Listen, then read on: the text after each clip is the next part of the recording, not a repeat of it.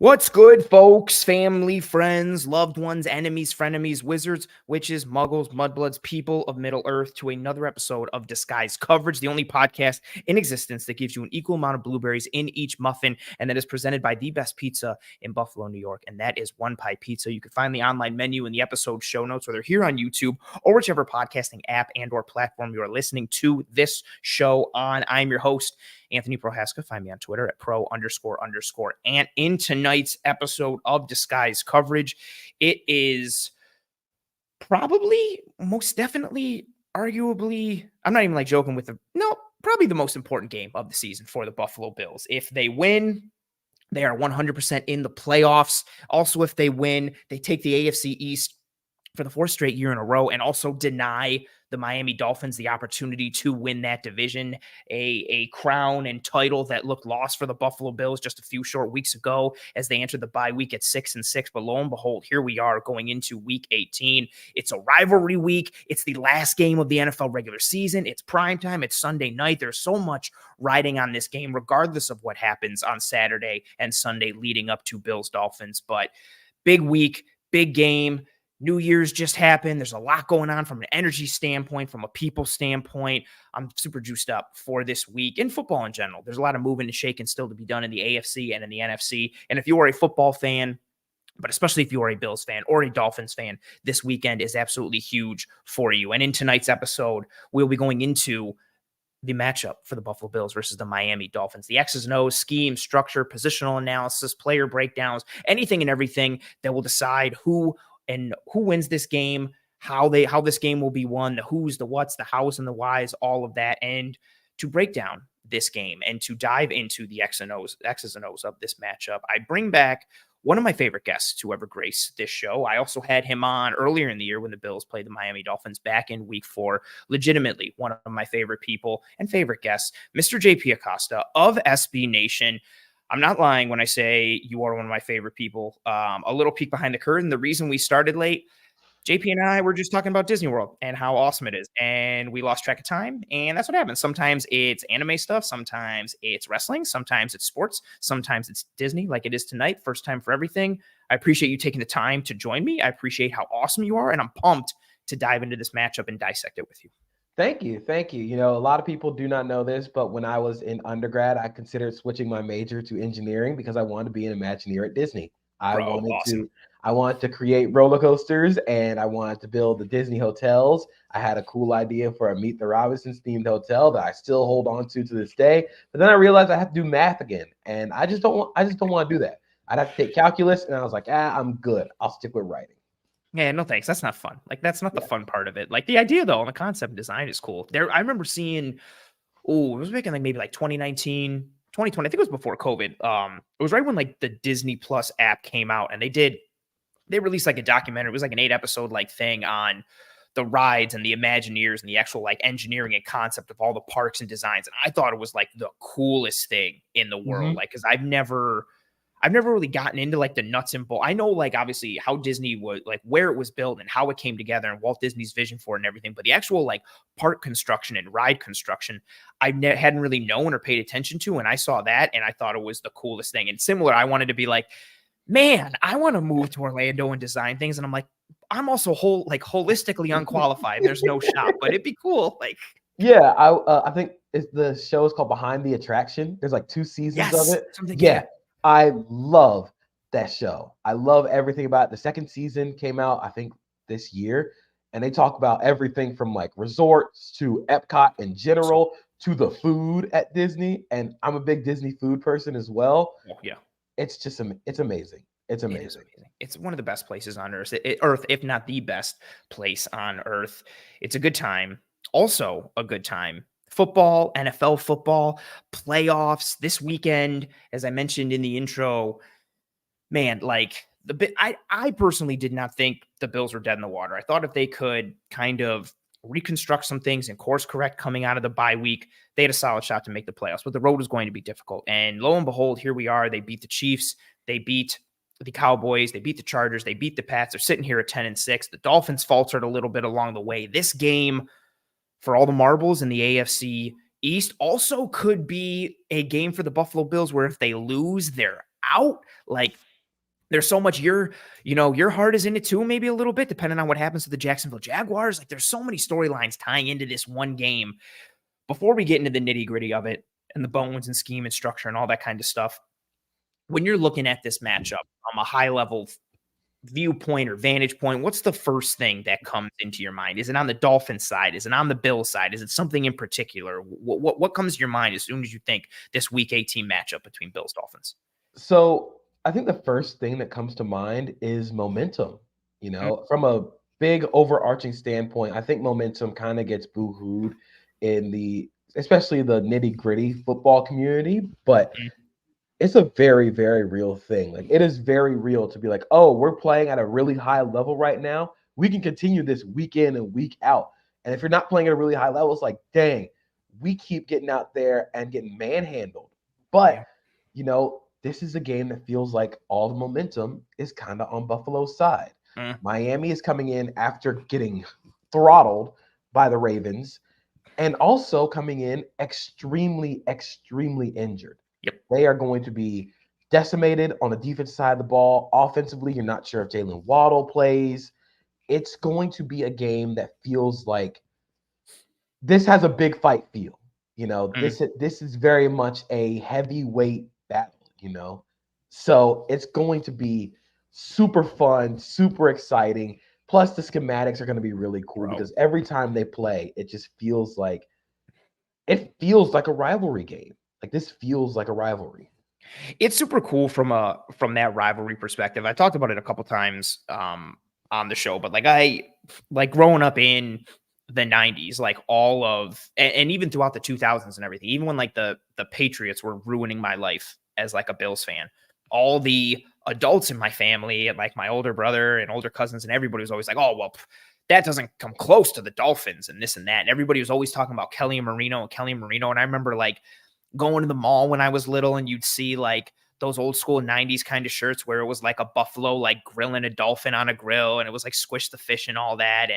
And that was such a huge passing of the torch moment for those 90s Bills teams because they spent so much of the 70s and 80s getting thrashed by Miami. And then here comes Marino, but then Kelly and the Bills, and the Dolphins could never get past the Bills. And then it kind of dissipated for a while. The Dolphins really kind of floundered, no fish pun intended there, but kind of floundered really for a long time, into the 2000s and 2010s or however we kind of label it. You had some years where they made the playoffs, but they didn't really make a lot of noise and they were just badly run, some real horrible seasons. But I think it's sweet that the rivalry is back. I would like it to be in a fashion where it's, more easily dominant for the Bills. So I don't have to have my blood pressure rise and my heart, palpitate and all that kind of stuff. But I guess I mentioned it in the intro, just from a football perspective, this is such a good rivalry. It's awesome that it's back and you get to see, I remember when the Niners Seahawks rivalry was really at its peak and that last game for the regular season got flexed on that Sunday night to decide the division. It's this is just such a cool moment for a really good rivalry in a season that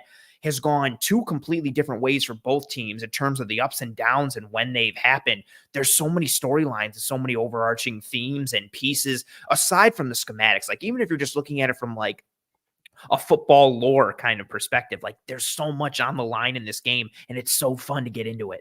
It's amazing too, because these teams both legitimately do not like each other. Absolutely. I think it kind of gets lost within the Bills-Chiefs rivalry of, oh, these are two of the three best quarterbacks in football. This is the rivalry that the NFL wants in the next decade. But no, these two teams hate each other. The Dolphins do not like the Bills. The Bills don't like the Dolphins. Every time they play, the shit talking is at an extremely, extremely high level. And we're going to get that in a winner-take-all game on, I believe, Sunday night. Yeah. Where you're going to have Jalen Ramsey, Christian Wilkins, both those guys just absolutely. I want this game to be mic'd up. I'm dying to hear the mic'd up from this game from both sides because I just know highly charged moments, intense game, physical game. It's going to be a real physical game as well. Oh, absolutely. It starts with that Christian Wilkins piece. He gets into everybody's like grill and crawl like every single week. Like he's that proverbial dude who, if he's against you, you hate him and you think he's so dirty. And if he's on your team, you're like, man, I love Christian Wilkins. He's so awesome. And then, but just from like a football standpoint, he's so good. Like he's not having the year this year that he did last year, but he's so good. And him and Zach Sealer are such an awesome pair on the inside for Miami. It's good to see Sealer getting some recognition this year and starting towards the end of last year for what, he's been doing. I see people in the chat like throwing out the 90s references. So yeah, I remember Brian Cox. Like, yeah, I feel like Wilkins is like the new Brian Cox in terms of like that one Dolphin that every Bills fan hates. And you said it, like the charged up aspect. And I wonder the Jalen Ramsey piece of it, like how juiced up is he? How much is he kind of feeling himself a little bit in this game? Like we know these teams don't like each other. And the momentum piece I think is interesting. Like Miami is sputtering into this game. Like I know they beat Dallas, but it was close. It came down to the wire. Like you said, they got absolutely thrashed by the Ravens. They're still coming like several weeks removed, but from a very disappointing loss against the Titans that should never have happened in any way, shape, or form. Not just because it's the Titans, but given how that game went and where it was late and what the score was and all those pieces. And then you have the Bills winning 4 straight, but kind of limping into it a little bit the past couple of weeks. Like they're still winning, but things don't look right holistically, offensively, especially with the passing game and Josh Allen, which I'm sure we'll talk about at some point tonight. I know I definitely will. There's just so many underlying aspects, underlying pieces into this game. And again, it sets the tone for what's been a really up and down regular season for both teams. The Bills started out losing a very disappointing game to the Jets that Josh Allen kind of gave away. And then everything looked right as rain. They thrashed Miami and Buffalo earlier in the year. They get hit with injuries. They start to falter. They fire their offensive coordinator. Things look great. Things start to dip again. They're still banged up. Miami looks like they're on top of the world. Then they can't beat anybody good or anybody with a winning record except for the Cowboys. Then they start getting banged up. Like everywhere, it's just like pendulum swinging. And also within it is obviously we're talking about this within the vacuum of the AFC East in this one game. But then in the grander scheme, both of these teams funneling into an AFC that really is up for grabs, although Baltimore just looks so dominant. And I feel good for them because I've always had a soft spot for them in my heart. Ed Reed is my favorite player of all time, and I also loved Terrell Suggs. So I have like 4 Ed Reed jerseys and like 3 or 4 Terrell Suggs jerseys. Like I've always had a soft spot for the Ravens. And plus, how can you not, like, from an organizational standpoint, like what Ozzie Newsome did and then passing it off to Eric Acosta and like just the organizational strength they've had for so long.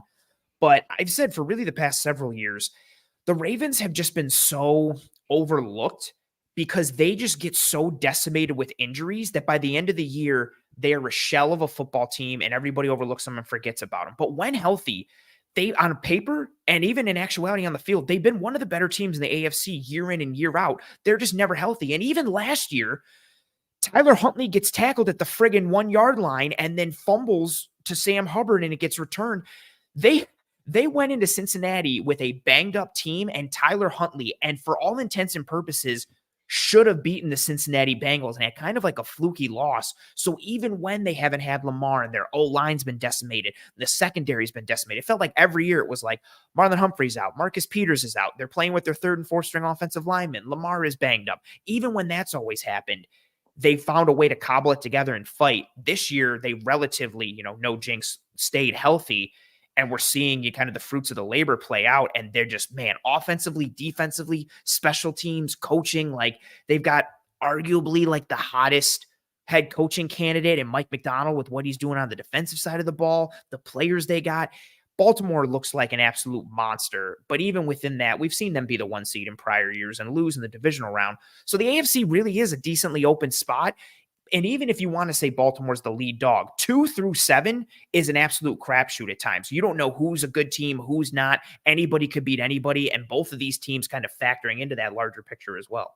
Yeah, it feels like, I think the reference I've always made with this year is anybody can go on a 2012 Joe Flacco run. Any team can take that 2012 Joe Flacco run where you're a wild card team and just catch fire. And you go straight to the Super Bowl. I mean, the modern comparison, I guess, would be anybody can be the Rams when they won the Super Bowl. When they were the wild card team, Matthew Stafford catches fire and they win the Super Bowl. I mean, if any team's going to be the Joe Flacco team, might as well be the team with Joe Flacco. But crazy. This is this year has been so fun because there hasn't been that like overwhelmingly like dominant one team in the AFC. Like the Ravens are the closest thing to it, but even below those teams, you're like, oh, they can get got on any day. Absolutely. Yeah. Like anybody can get got. You see the teams like shoot, the AFC South is up for grabs, and all three of those teams can A, make the playoffs, and B, win a playoff game. So this game is going to be so much fun, from just the environment to the physicality on the field. It's just going to be awesome. This is going to be one of those games that you're going to feel the energy through your TV. Like it's going to have one of those games. Like you can always tell when playoff time comes because the cheering from the crowd is less like cheering and it's more of those like guttural roars that like comes from like your gut. And that's what we're going to hear. The energy is going to be off the charts. Like the pads are going to be popping in this one. Like I am so very excited. Again, obviously from a Bill standpoint, Dolphin standpoint, but just from a football standpoint, it really does not get any better than this in terms of deciding like largely like what these two teams can do come playoff time. The ramifications are huge for both of these teams with the AFC as a whole. I'm very excited for this game, and I'm very excited to dive into the matchup of it with you. So for those playing at home or who do not potentially know what we're about to do, JP and I each have our top 3 matchup pieces that will decide Bills versus Dolphins. They could be as large scale as we want or as granular as we want. Could be super niche, could be just cast a wide net, large scale umbrella pieces, anything and everything. I don't know JP's answers. He does not know mine. We're going to basically break this down. It could be schematic. It could be structural. It could be a position piece. It could be an alignment aspect. It could be anything and everything. Could come from advanced metrics. Could come from film study. Who knows? We're going to dive into those pieces, each alternate, and give our top 3. For those playing at home, whatever you got, what do you think decides this matchup and why? Who decides it?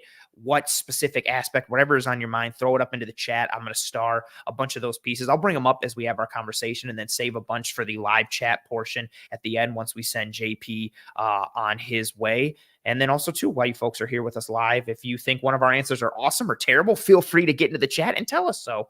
Whatever's on your mind, throw it up into the chat. JP, you are the guest. You can start whichever way you want.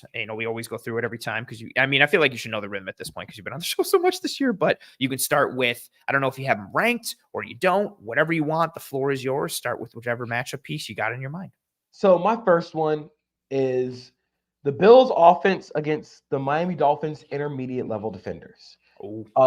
Against Baltimore, that was really, really bad. Yeah. I think it was the Dolphins defense, for all intents and purposes, played really well since getting Jalen Ramsey back. It takes a while for Vic Fangio defenses to really get cooking. That's why it takes so late. But they've been playing really well. But Baltimore just completely obliterated them with motion and crossing routes. It's where you saw the injuries in the back end and in that second level really come to light. Not having Jerome Baker and having to play Duke Riley instead of Jerome Baker made a massive difference. On the big Zay Flowers touchdown, they motioned Flowers across the formation into a fast motion. Duke Riley starts to run out with him, but forgets, oh, shoot, I'm in cover 3. I'm not supposed to be out here. Like, he finds himself like a penguin in the desert, and he's like, oh, shoot, I'm not supposed to be here. Runs with the dig, runs with the post, leaves Flowers open on the wheel, and it ends up as a touchdown. Against the Ravens, I took it from Sports Info Solutions. They got obliterated against motion. On all passes that use any type of motion against the Dolphins in Baltimore, Lamar Jackson was 11 of 13 for 200 yards and 4 touchdowns. Holy hell. And he only had what, like 18 complete or 21 attempts on the day and 18 completions. So the heavy majority of their passing attack came with motion, to kind of put that into perspective even more. Their positive play rate, which is what SIS uses to measure how many percentages of their plays end up with a positive EPA. Using motion on those passes, they had a 76.9% positive play rate. Jesus. Which is the highest the Baltimore Ravens have had. And it's not close. I think the next closest is maybe like 63%. Jeez, that's a huge gap. It's absurd. The motion, the crossing routes. They crossed Miami's wires all game. all the touchdowns, the Ricard touchdown, the Isaiah Likely short yard touchdown. Leaking them both out, just wide open. Routes, yep. Wide open. And if Jerome Baker doesn't play, if Xavier Howard doesn't play, if Javon Holland is not 100%, the spine of that defense is really weak. David Long has played really well, but David Long is very limited in pass coverage. Duke Riley is Duke Riley. What the Dolphins would love to do is play Andrew Van Ginkel instead of at edge, play him at linebacker, but they can't do that because Chubb and Jalen Phillips are hurt, and they are gone for the rest of the season. So Andrew Van Ginkel is now the full-time edge, which limits what you can do at off-ball linebacker. The Bills haven't been great throwing over the middle of the field this year. It's been kind of up and down, hit or miss, but I wonder if they go back to this. I wonder if they lean into the heavier personnel. That's what Baltimore did to kind of cross Miami's wires, get those linebackers on the field. You know, they played a lot of 12 personnel, a lot of 21 personnel, whatever you want to call it, when Ricard enters the game. The Bills don't have that same – they don't have Patrick Ricard, of course, but they have the ability to get into 12 and 13 personnel and kind of cross those wires, get those linebackers on the field and keep them on the field. So I wonder how much they operate in those crossing routes, using motion and kind of attacking those second-level defenders who just aren't healthy right now. That's very well said. I think when Baker went down, and it's no disrespect to Jerome Baker, but like coverage is not his strong suit. And so knowing like when he went down, I remember thinking like, well, I mean, like how much worse can it be? And it was, I mean, again, Baltimore game, but like it was worse. Like I love the call out there. Like they were just lost on that second level. There were so many clips in that game where, and you know, credit to Lamar for making the throws, but because I saw the MVP conversation has been getting like out of control with people trying to knock everybody for everything. But so many people were like, well, Lamar's got all these wide open guys against Miami. Of course he's completing them. But like lost in that is like, how come all these Baltimore guys keep getting wide open? And it was because that communication piece and that recognition piece from Miami, like you said, no pun intended, like their wires were getting crossed nonstop. And it's funny because the Bills, I love the part that you brought up about like how they've attacked, and the middle of the field has been attacked more under Joe Brady, but it still hasn't necessarily holistically been there.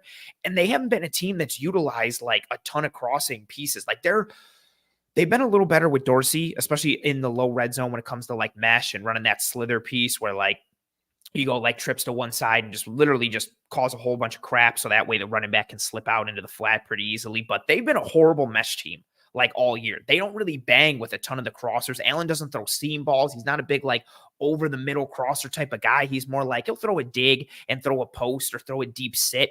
And so I wonder, exactly your point, how much do they replicate what Baltimore did in addition to the personnel piece, which again, different offenses.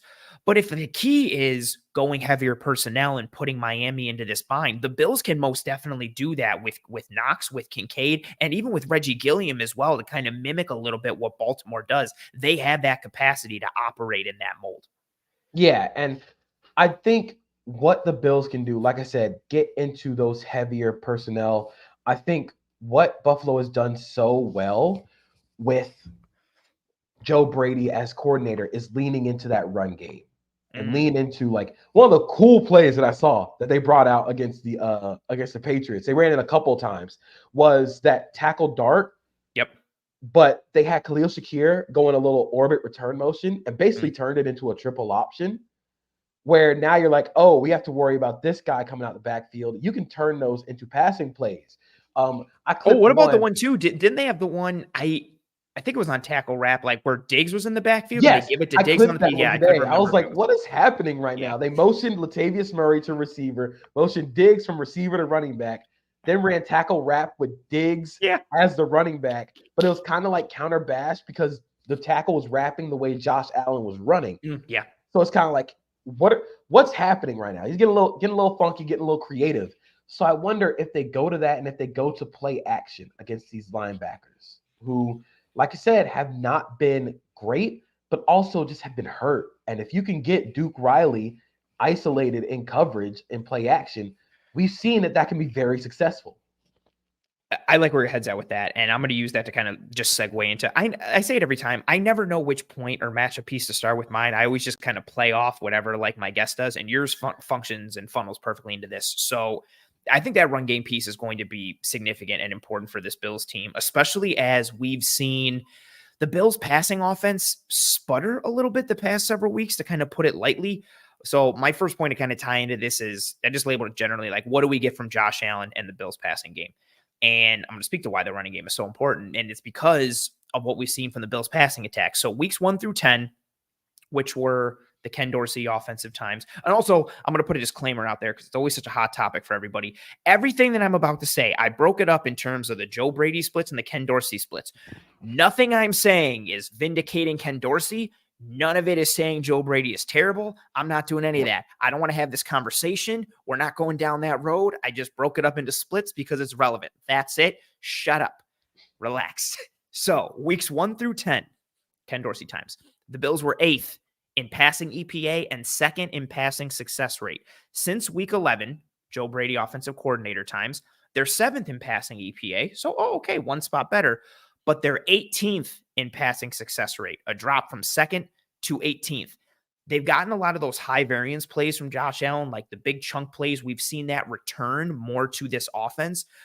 But on a pure like down by down basis, they've struggled and we've seen some sluggishness. The past 4 weeks, games they've all won, 14th in passing EPA, 24th in passing success rate, which has hurt them. And it's part of the reason we've seen them struggle a little bit, but also mixed in with that is like, okay, well, they just pivoted to mid zone against the Chargers and were able to cut them up. Like they ran the hell out of the ball with tackle wrap against the Cowboys. So, okay, who cares what happens with the pass?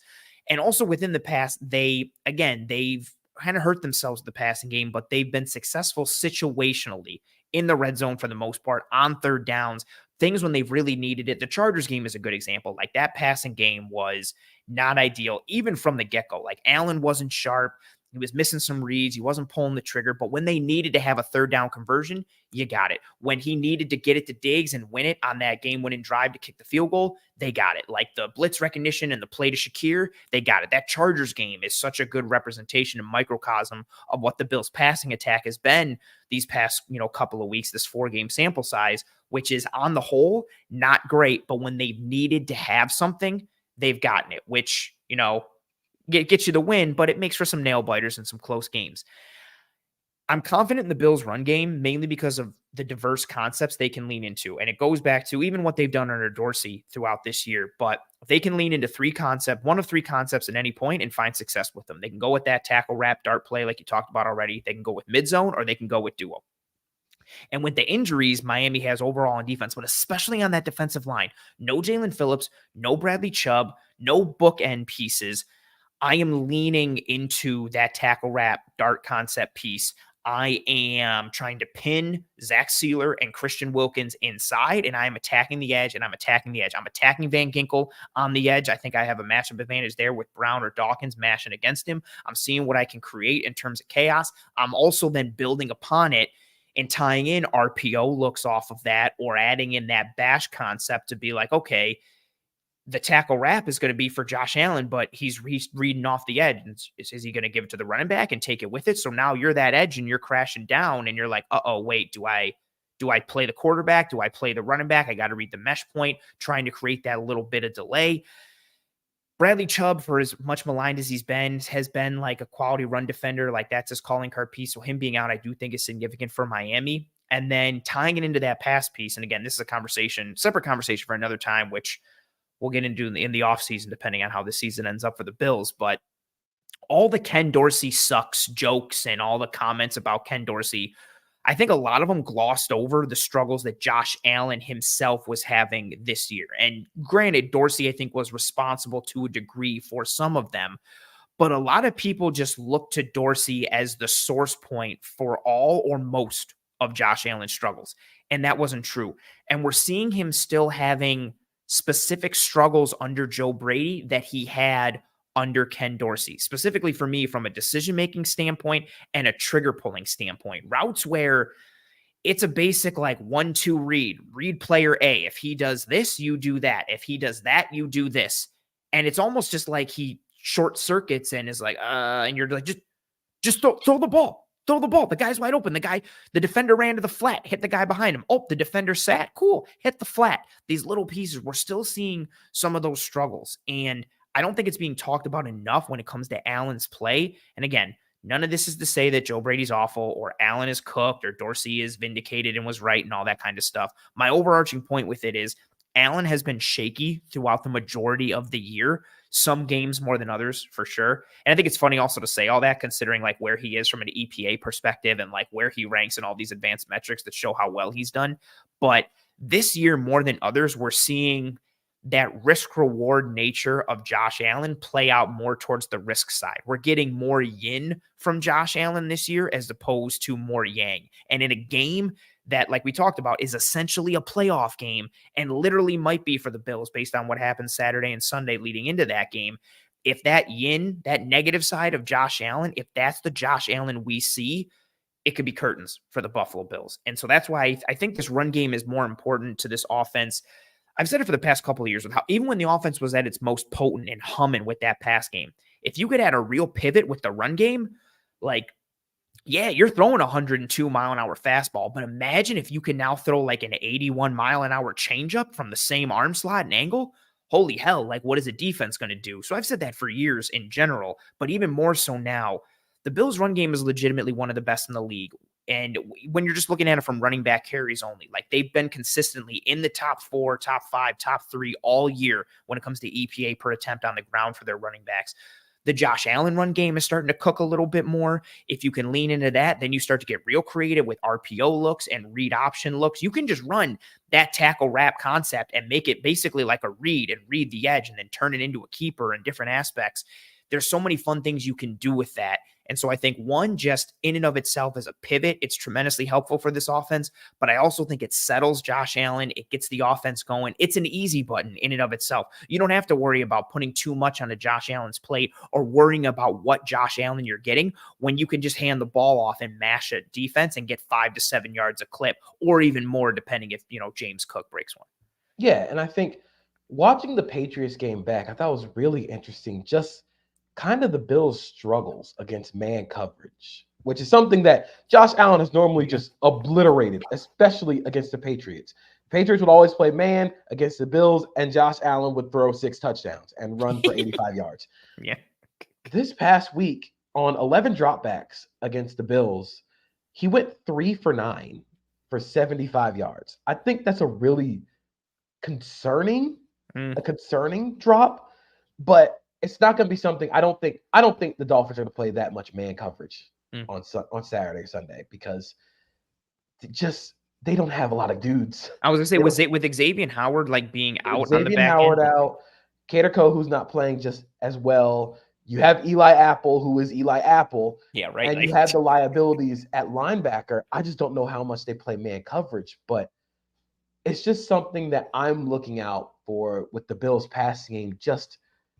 It was weird. I was at the Jaguars game on Sunday, so I kept getting updates on my phone. And I was like, that's weird. What? Bailey Zappi and Josh Allen both not completed a pass. It's the second quarter. Huh?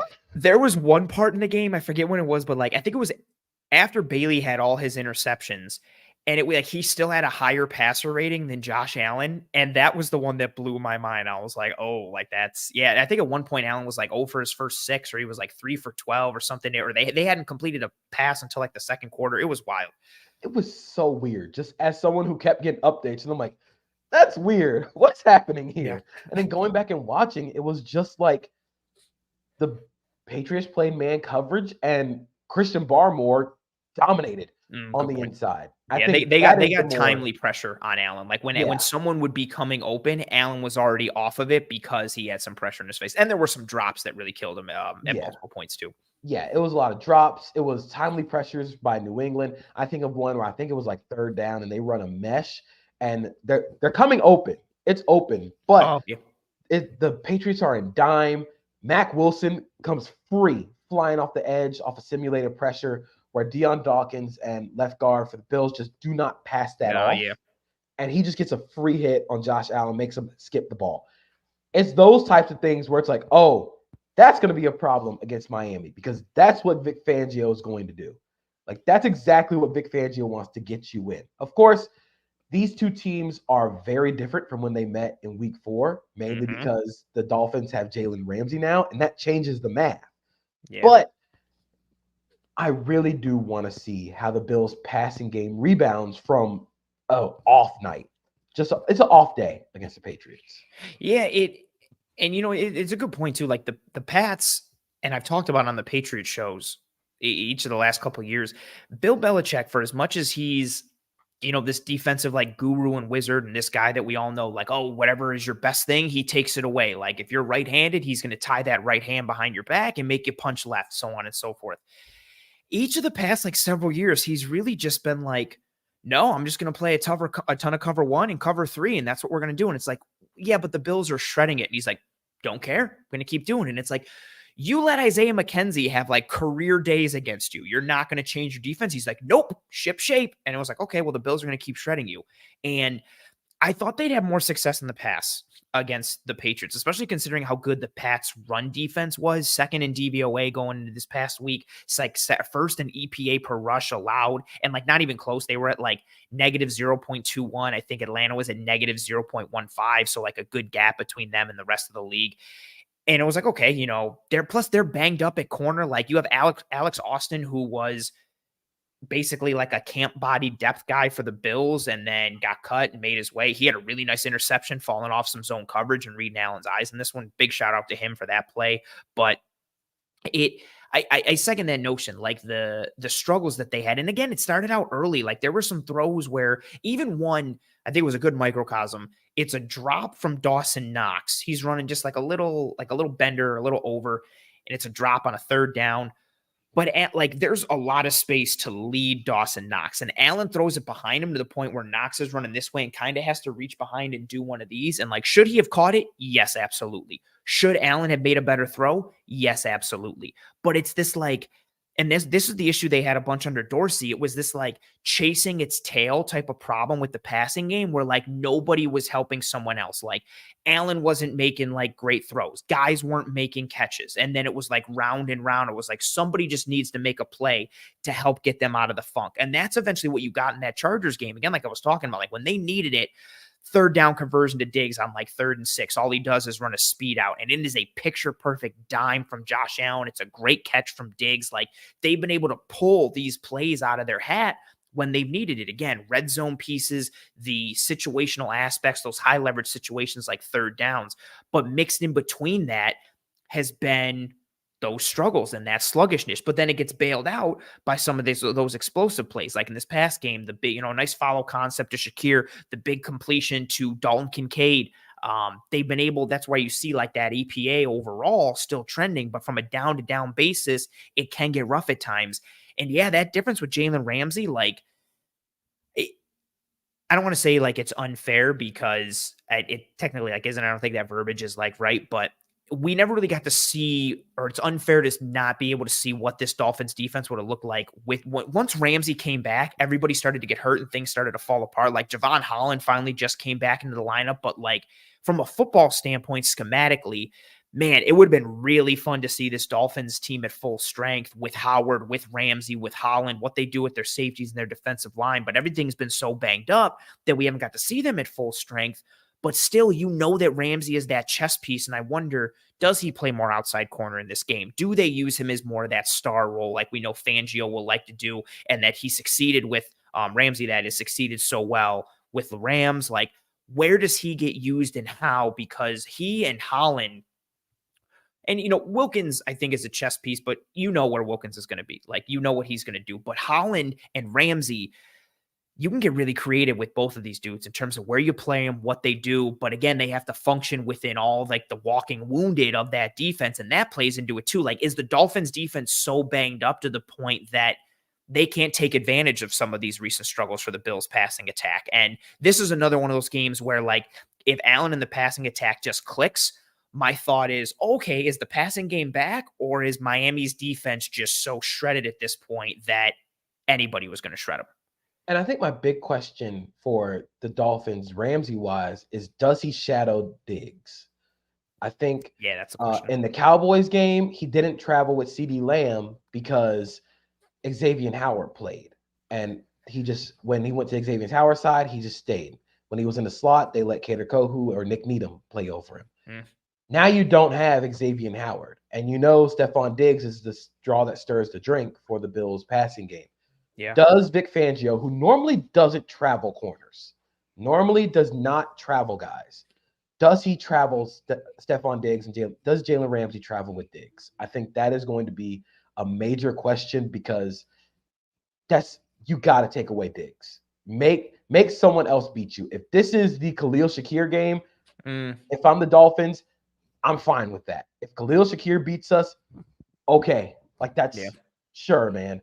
If Dalton Kincaid wants to beat us, okay, we can deal with that. If Gabe Davis has like the Gabe Davis game, like he has like every 2 weeks. Yeah, right. You're cool with that. But you cannot let Stephon Diggs get hot. So I wonder if Jalen Ramsey travels, because that's going to be ultimately what might determine this game from a passing game standpoint.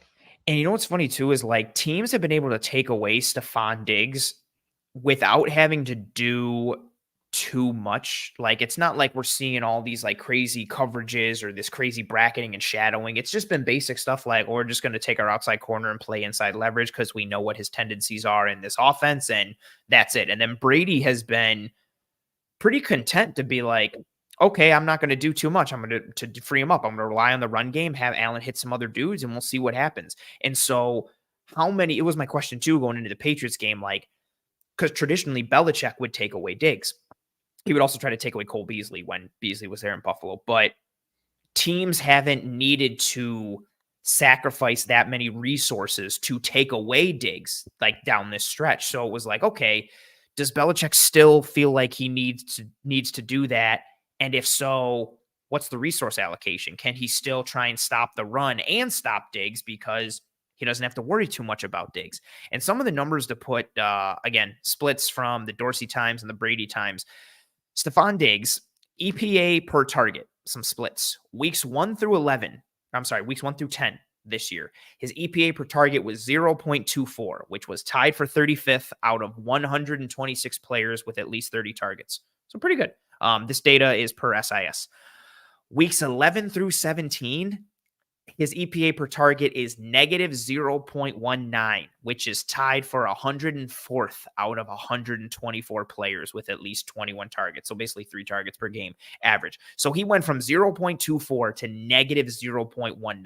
He has had not even a precipitous fall off the cliff. He is done. Like he fell off the cliff like hard and just completely no parachute, nothing.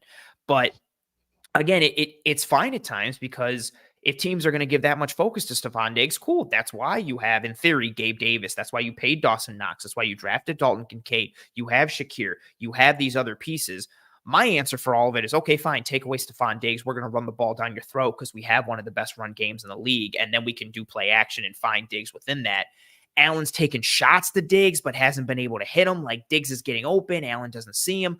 The usage of him is different in this Brady offense. And exactly to your point, does Ramsey travel with him?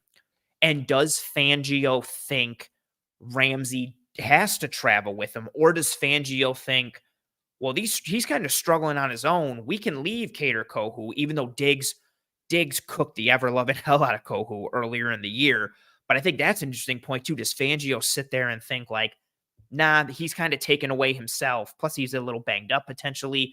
We can leave Kohu on him, and then I can do all these fun things with Jalen Ramsey. That's an interesting piece right off the bat. Like, just watching the Bills' offense, and if Diggs lines up on the left and then on the right and then in the slot, like watching where Jalen Ramsey is. I think like early on, right off rip, first series, it's going to give us an indication in terms of how Fangio wants to play the Bills' offense.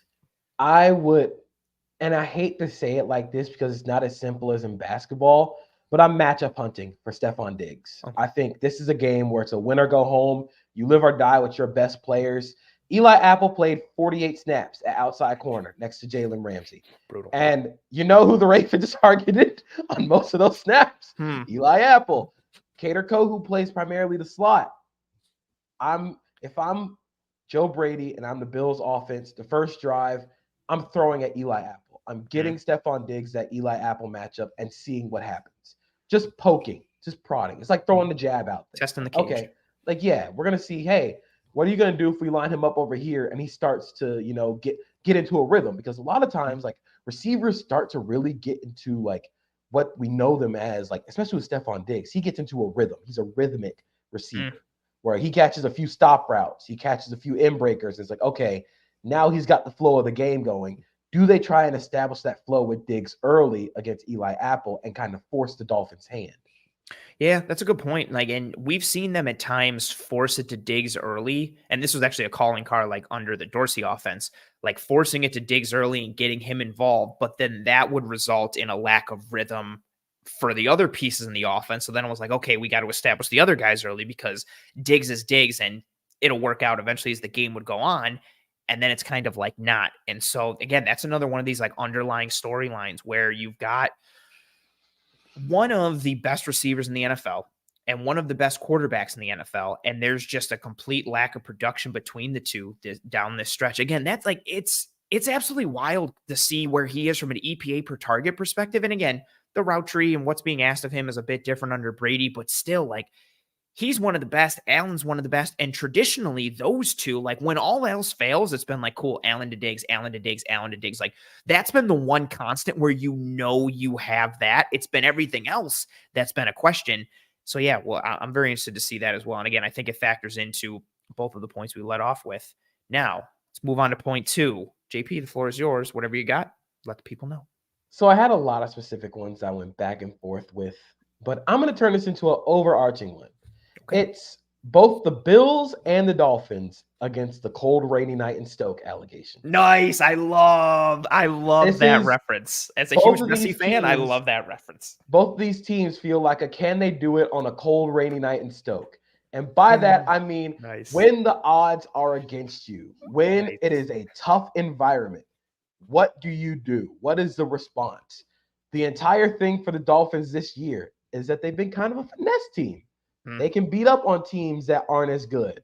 But when they play teams that are, you know, they're the traditional, like, they're like when you play a video game and you see the first boss in a video game, but they're clearly not as strong as the big boss. Yeah. But you see them as like, oh, they look good fighting all the side characters and stuff. But now when you go back to it in like Elden Ring, when you finally get back to like level 50 and you have all the relics with you, you kind of beat them in one shot. Yeah, smash them. This feels like a game where we talked about it a lot with the Cowboys game for the Dolphins, but the Dolphins really need to make a statement for this game. They need a win that they can hang their hat on, that they can put up on the mantle and be like, we did that, because they don't have a convincing one. Yeah, like you cannot like it's funny to reference a meme, but it's the Michael Irvin, like, nobody believes in you. Nice. What are you prepared to do about it? Nobody believes in you. He's so into it. And of course, it's a Miami reference, but the Dolphins need to establish some sort of like, hey, we can do this. We can be this team. And an example of this from just their season in general and from the Ravens game specifically, my biggest gripe with the Dolphins offense has been they're really, really weird in short yard situations. So according to FT and Fantasy, who measures adjusted line rankings, the Dolphins are first in second level yards per game and first in open field yards per game, which is when you get to the second level of the defense and when you get to the secondary level of defense. Of course, it would be that it makes sense because they are the fastest team in the NFL. You just don't have guys that are as fast as those guys. However, their power success rate, which is when teams are in 3rd and 2 or 4th and 2 or less, and they need a first down or a touchdown, they are 28th in the NFL. Like this is the cold, rainy night in Stoke. Can you get the tough yards? It was a thing that killed the Dolphins last year.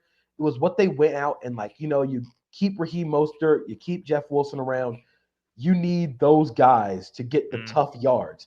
Now Raheem Mostert's out. Jeff Wilson is clearly not what he is or what he was last year. Devin Achane is cool, but a lot of his runs have come on outside zone runs. It has been running towards the edge of the defense and getting him in space, which makes sense. That was the usage plan for him this year. But can can they get the short yardage when it's necessary? Another part of this is the Ravens. I tweeted it today. The Ravens found where Tua throws the ball. Of course, it's the middle of the field, intermediate area. He is so good at throwing the ball quickly over the middle of the field. It is the ball is out immediately. He's like a point. He is a point guard. He is the point guard of that offense. He sets the table, and that's not a bad thing to say. He is the uber efficient point guard. He is Scott Skiles on the Magic. Nice. He doesn't have to be like the superstar, but he's gonna dish out 20 assists. Nice. Like that's cool. That's a great player to have on your team. Yeah. But what the Ravens started to do, what the Dolphins like, is running that backside glance or dig with Tyreek Hill in 3x1s. And they kind of got to it effectively with using Tyreek Hill's gravity when the Ravens were in quarters or in coverage 2. But then in the second half, they started to rotate that safety to Tyreek Hill's side. And instead of rotating him all the way down, they just stop him at that 10-yard dig route. Exactly where Tua wants to throw it, and he just sit there. Yeah, you had that really nice clip with that cover 3 week rotation, and then Geno Stone is just sitting down. there. Literally doesn't even move. Right he's in just the window. Like, that's it. He's waiting. He's going where the ball is going. Like, this is we know the route that he's about to do. You're not gonna throw it.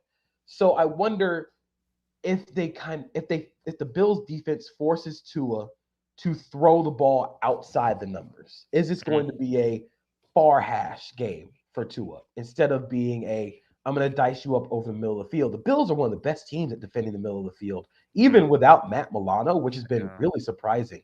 I think this is going to have to be a huge Jordan Poyer, Micah Hyde game, because that's exactly what I envision. Like, them doing the Geno Stone play, that is exactly what Micah Hyde can do. Micah Hyde can just sit there in that little intermediate zone and be like, okay, I know where this dig route's going. You're just not going to be able to get to it. And then from the Bills' perspective, I think this is a cold, rainy night in Stoke game because they have to go on the road. They have to go to Miami in this game. This is not going to be a home game for the Bills. I am curious to see how they respond to stimuli within the game. We talked about it earlier this season. We talked about it with the Jets game. We talked about it with the first Dolphins game. How Josh Allen and the Bills' offense respond to getting punched in the face. How they respond to getting hit first. Because the Dolphins' offense can certainly hit you first. Mike McDaniel, with a week leading up to the game, is going to find ways to hit you first. How are the Bills going to respond when they get punched first? Is this going to be a Josh Allen has to make a play, he makes a mistake, oh shit, now it's snowballing? Is this going to be a snowball game, or is this going to be a snowball fight game where he looks like Will Ferrell in Elf?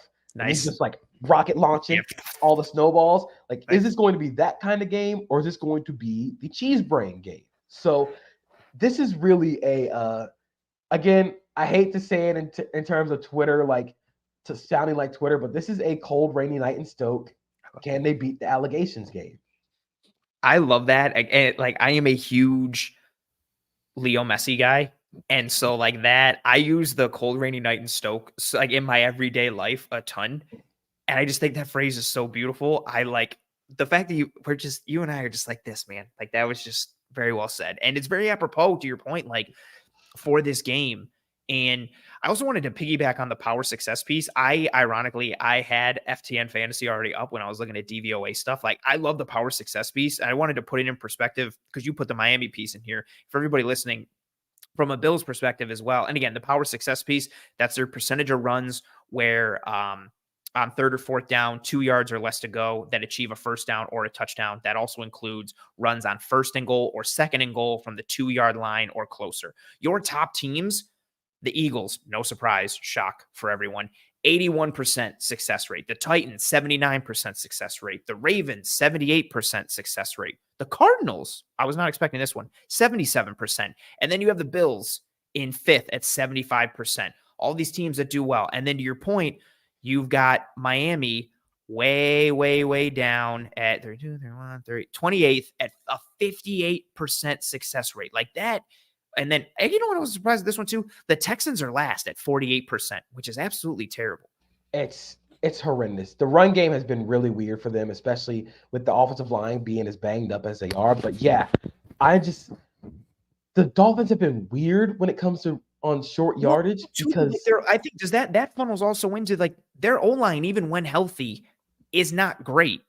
And then their O-line has been banged up a whole bunch this year. Like Teron Armstead, it's a shame for Teron Armstead. Like when healthy, he's one of the best offensive linemen in football. But every year, going back to even his last like 2 or 3 years in New Orleans, dude could just never stay healthy. Hunt goes down, Connor Williams goes down. Like you got Liam Eichenberg kicking into center. Like they already weren't a strength of this team. Now they're a bit of a mash unit. And I think that shows up in those short yardage situations because they lack cohesion, they lack chemistry, they lack technique, but they also just lack like power and, displacement ability. And teams are able to just mash against them and shut them down in situations that should be favorable to them, especially given and you would think McDaniel would be able to like dress it up a little bit with some motion or just make you think and be able to attack it. But teams know they're so vulnerable and they just shut them down. I think about the drive in the Titans game where they threw 2 goal line fades. Oh, nice reference. Incompletion, and they settled for a field goal. Where it's those kind of things. It's the situational play calling. Like you said, this is going to be an NFL playoff game. The situations, the margins in this game are going to be massive. Where good coaching is separated from great coaching is winning within the margins. It is getting every single ounce you can get out of a single play, out of a single situation. Oh, it's 4th and 2. We're going to run it. We're going to get it. Oh, it's 1st and goal. We're going to get this. We have 4 tries to get this play. We're not settling for field goals in a game that is do or die. So I think this is going to be a massive, I hate to say it's a statement game in week 18, but this is a statement game for both teams, especially with Miami coming off of just, again, it's the whole thing of can they beat a team with a winning record, which I think is a little overblown, but they looked like they didn't even belong on the same field as the Ravens. And this is, again, you've now wasted away the Bills looking shaky and you taking the division lead to now you're in it for the division. This is it. Of course, you're going to make the playoffs, but getting a home playoff game is a whole lot better than having to go on the road to Kansas City or something like that. Oh, absolutely. This is going to be a massive game for both teams. And to your point, too, like if you lose to the Bills again, if you're Miami, that means you got swept by the Bills. You got housed by the Ravens. You lost to the Chiefs in London, which was a game you were in, but also kind of not really in as well. Like, so that means like the other big dogs in the AFC, in theory, like for the last several years in terms of like known quantities, you weren't able to hold your own like at all. And so not that necessarily means that you can't get hot, and get in as a wild card and then, make a run, to your point, like anybody can kind of be that Rams team. But from a confidence standpoint, yeah, like how do you kind of muster up that ability to be like, it's fine. Yeah, we're 0-2 against the Bills and we also lost to the Chiefs and we also got housed by the Ravens. And yeah, we lost to the Eagles, but that was a game we were still a little in. Like you have to find those silver lining pieces that you can hang your hat on. And then you have the bigger point too, yeah, of knowing like, again, I said it earlier, like I don't want to say that the Bills were dead in the water because I didn't believe that they were. But man, like if you're the Dolphins, you're going to sit back and look at that Titans game and be like, we screwed up.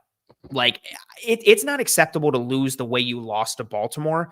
I thought they would lose one of the 2 games against Dallas or Baltimore. The fact that they lost to Baltimore did not surprise me. The way they lost was so much worse.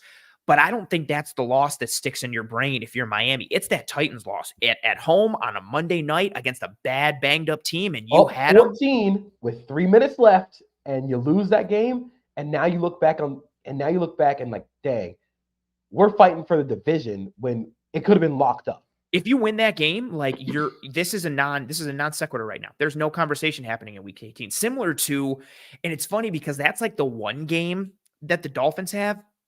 The Bills had so many. That first game against the Patriots, the game against the Broncos, like even the game against the Eagles, like all of these little ones that kept adding up. And that's what made you feel like, man, like it's going to be one or all 3 that's cost us the division. And the fact that they've been able to scrap and claw their way back, and you're Miami, and if you give this away, not to mention too, like you're at home, like you got to defend your dirt, as they say. And if you don't, yeah, from like a psychological aspect, yeah, like I think it is a statement game if you're Miami, because even if you do get in after losing this game, again, nothing says you can't turn it on and kind of, become a different team come playoff time. But like, what kind of momentum, to harken back to your point earlier in this episode, what momentum do you have knowing like, dude, we gave away this freaking division. We still had a chance to win it at home on the last game of the season. We blew that, like yada, yada. There's all these pieces. And now all of a sudden you're getting into that wild card conversation. And now, okay, who are you playing in the first round? Are you going to Buffalo to play them in Buffalo? Are you going to Kansas City to play Kansas City at Arrowhead? Because I know, and I'm sure Bills fans in this chat probably feel it right now,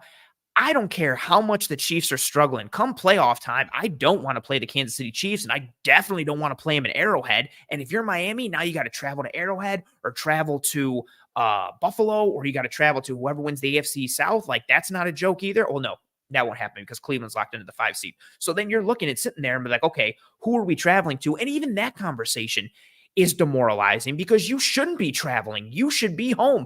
This week as a whole, rest Tua's shoulder if it's a little banged up. Rest Tyreek Hill's ankle. Who cares if Jalen Waddle is hurt? Let everybody take a vacation. Have the starters go play golf all week because the division should be wrapped up. And it's not. You got to play for your lives. And if you don't and get in, and then you're still getting into the playoffs, but like, dude, like that's just, I think that is a statement piece. And for Buffalo on the other side, it's just a full momentum grasping aspect. Like everybody kind of wrote us off. We had like a 17% playoff chance at 6-6. We choked away that game against Philly. We fired our OC at one point. Everything has kind of fallen off the rails. Nobody believes in us anymore. And then you win 5 straight, go to your rivals' home and storm the castle and rip their soul out and take the division. And then not only do you win the division, then all of a sudden you're the 2 seed. And you don't have to face Baltimore until the AFC Championship. And you might finally get an opportunity to play Kansas City and make them come to your house. Or you're playing Miami again in Buffalo. Like, it's a huge pendulum swing one way or the other. Like, either getting in and limping in and feeling like crap. Or I think Buffalo winning is a bigger momentum shift. Miami, I think if they win, it's more like okay, cool. If Buffalo wins, it's like banging the drums, storming the castle. Like, yeah, everybody look at us. Look what we did. I think the big thing here for me when it comes to these two teams and especially with the playoffs is you're looking a little forward. You don't want to play 15 in Arrowhead. That's the biggest thing for me. In a one game sample, I know what they look like this year. I know. But you give Andy Reid and Patrick Mahomes more than a week to figure out what your weak links are, and they'll put up 40 points. I'm still waiting for the game where Marquez Valdes-Scantling has 4 catches for 135 yards and 2 touchdowns. Like, it's gonna happen at some point, and I don't want it to be like my team.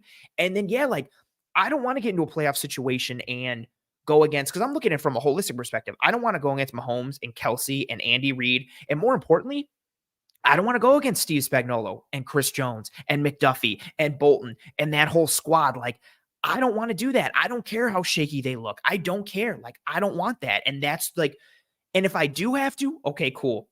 Let's put Mahomes on the road and see what happens there. But, and I don't even love that, but I definitely don't want to do it in Arrowhead. And that's what you're looking at if you lose this game and get in. So then you have to deal with the letdown of like, oh, we lost this game. And then you have to get yourself geeked back up to potentially go to play Mahomes and crew at Arrowhead. Like, it's just such a tall task and such a huge emotional swing. This is like the whole conversation of like, oh, Batman will win with prep time. The Chiefs are Batman with prep time. You don't want to face Batman with prep time. You don't want to face Andy Reid and Patrick Mahomes with more than a week to prepare for what they've seen, especially when they've seen you already. So great point. It's great point for both teams because they've seen them both. And I had Matt Lane on at the KC Sports Network. He's awesome. And one of the pieces he brought up, and because this is something that I've noticed with the Bills playing the Chiefs, what you get from Kansas, but this usually just happens with good football teams when you play them twice. Who you play in the regular season with the Chiefs is not the same Chiefs team that you see come playoff time. But again, that's usually to be said of most good teams. You're not going to get the same game plan. But I remember Matt saying, Andy Reid will purposefully, from a game plan perspective, when he's playing a team in the regular season, if he thinks that's a team they are going to see again come playoff time, he purposefully withholds and keeps things in the bag. And the question and conversation going into that Bills-Chiefs game was the Chiefs are in a different spot that they've been in the past previous years with the Bills, where they needed that win kind of just as much as the Bills did. So the question was, would he empty the chamber or would he keep some bullets left in the clip?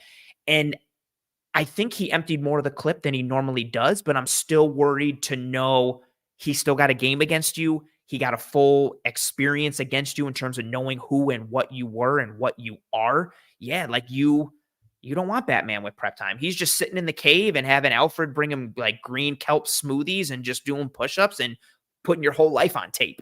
Yes, and again, like I just don't want to face Mahomes in the playoffs. Like it's a home game. This game means so much for both teams in terms of a holistic, like you said, perspective of how they've played this season. Yes. You know, of course, the Bills did go into Arrowhead and beat the Chiefs. Yes. But it's hard to do that twice. Bro, that's exactly it. It's hard to do it twice. And the Dolphins have struggled on the road. This game means volumes, massive, because you just don't want to face Kansas City. No, you don't. Like, at the end of the day, you know, wrestling, Ric Flair, to be the man, you got to beat the man. At the end of the day, right now, no matter how sluggish or crappy they look, the Chiefs are still the man. Somebody still has to slay that dragon, whether it's at Arrowhead, whether it's them coming to your house. And I don't want to do that if I absolutely don't have to. Not to mention, too, if you're that 2 seed, you have the opportunity. I know Baltimore is like a monster of a team right now, but it wouldn't shock me at all if they lost in the divisional round. And if you're that 2 seed, there's a possibility you're sitting hosting the AFC Championship game if you could potentially like go and do some things. Not to mention having the opportunity to, again, avoid Kansas City or avoid Baltimore until the end. Like, oh, there's so many interwoven stories. Man, I want to throw up from nerves, but also excitement. I don't know what I'm going to build off. So we went on a tangent in that conversation, but the one point you mentioned, and you had a lot of, I say it all the time, but like everybody, the guests that I gravitate towards are X's and O's and film guys like yourself. You did a bunch of breakdown stuff, not just Ravens and Dolphins stuff, but you were grinding all the time with tape. Everybody should go check out your handle for that at Acosta 32_JP. I've memorized it because I've had to type it so much for Twitter promos. But that piece you broke down, like that you led with in this like point, like the landmark conversation with Tua, and so much of that offense. And you and I talked about it the first time you were on the show. We've talked about it here. We've talked about it on Twitter. And at every point, it's kind of like at any point, it's kind of a known quantity. Like, you know what you're going to get with Tua and this passing offense. Like, again, you and I talked about it the first time. You put it on Twitter. I've talked about it on Twitter.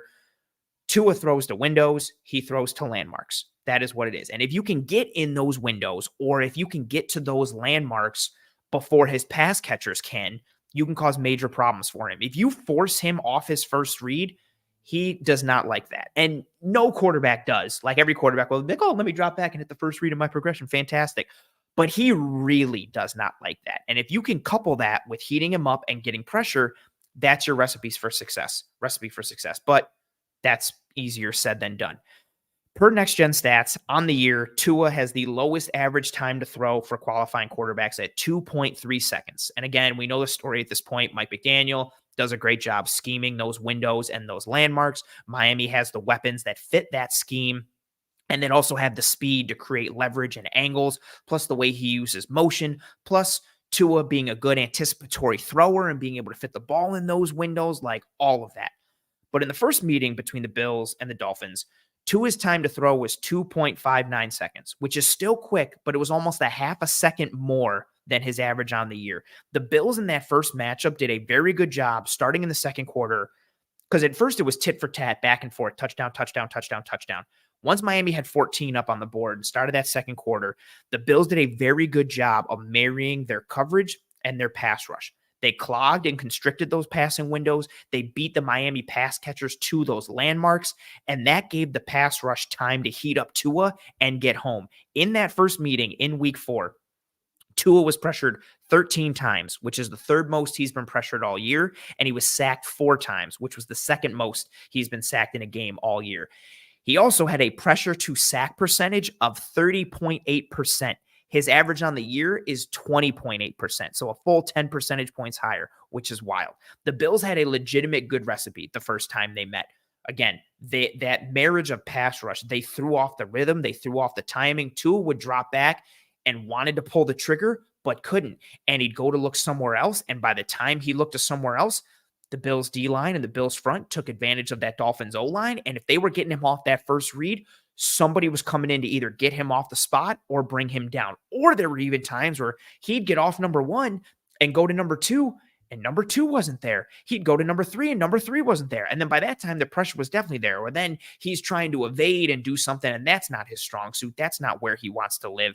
That Bills recipe, again, in that first matchup was very good. It was a quality piece, but it was also a different defense, positively and negatively back then. The starting corners, or the corners that saw the bulk of snaps in that game, Tre'Davious White and Dane Jackson. Now it's Rasul Douglas, who is on an absolute heater right now, and Christian Benford, who is also playing really good ball. I tweeted it out after awesome punch-up, peanut punch and rip for the takeaway against the Pats. His story isn't talked about enough, or if it is, it's always put into the conversation with Kyrie Elam, because Kyrie Elam was a first-round pick, hasn't panned out. Christian Benford was a 6th-round nobody out of Villanova who came in and impressed everybody last year and earned starting reps last year as a rookie. He has grown. He's progressed. I think he'll continue to progress. He's always my go-to tape example for college tape that I didn't get enough of. I had one game of Villanova tape to watch, and it was against Penn State. And the first play of the game, he gets turned inside out by Jahan Dotson. And I'm like, oh, that's not good. And the whole rest of that game is very meh. And I looked at the stats and saw he had ball production, but I was like, we'll see what happens.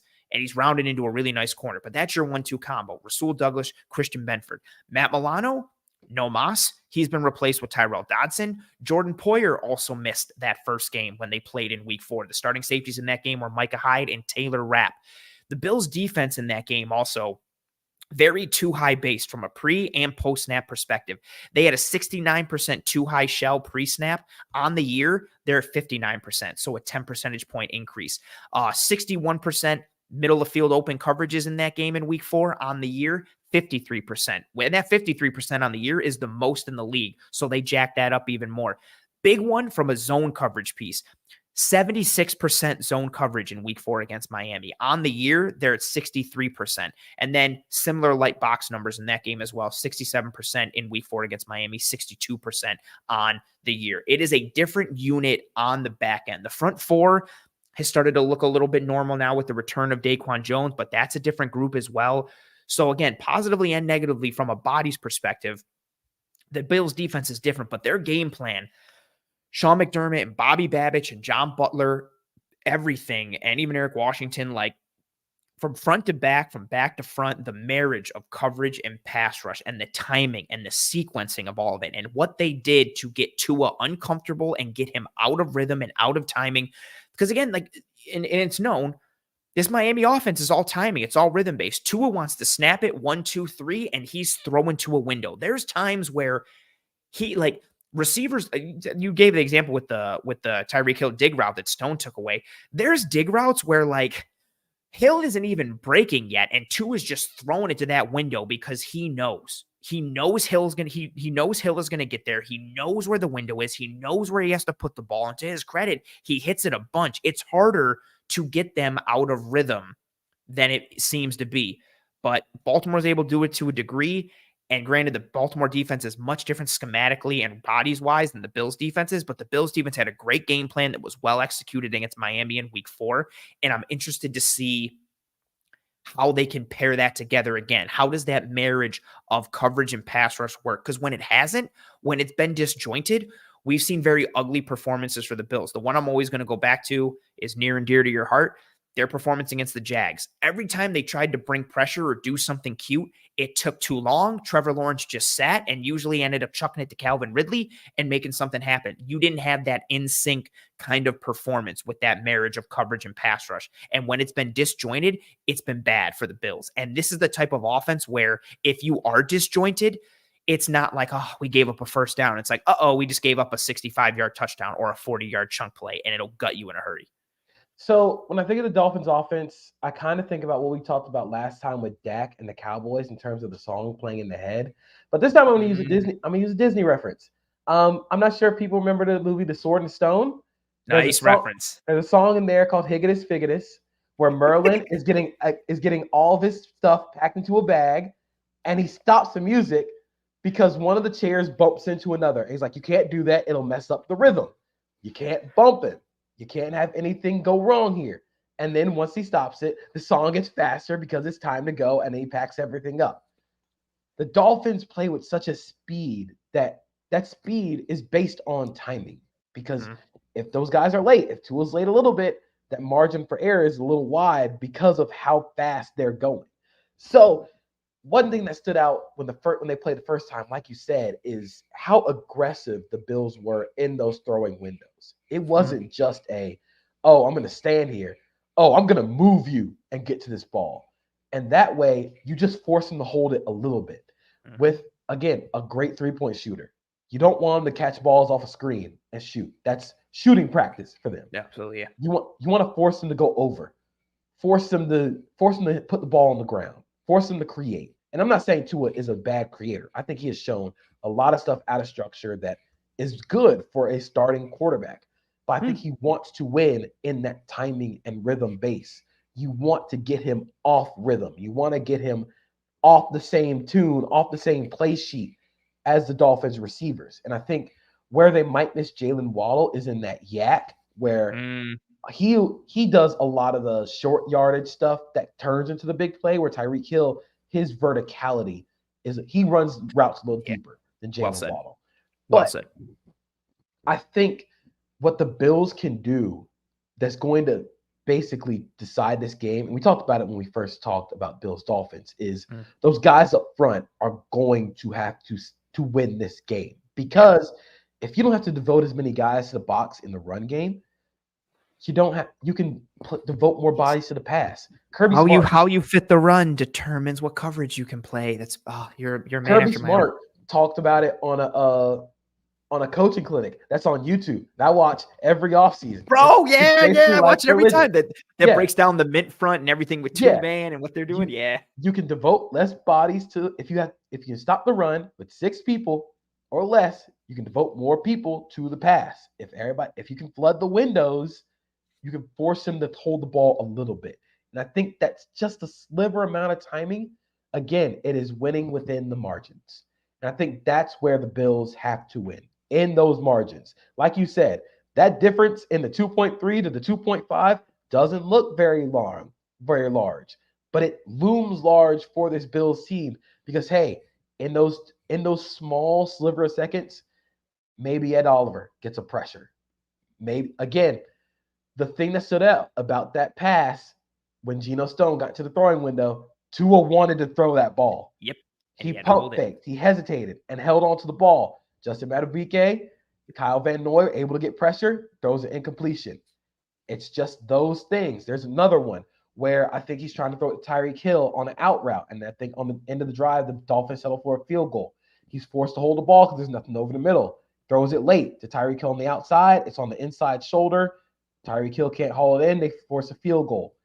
It's those types of things where it doesn't look very big on like the game, like on the game tape, but if you just force them to hold it for a little bit of time, that makes a huge difference.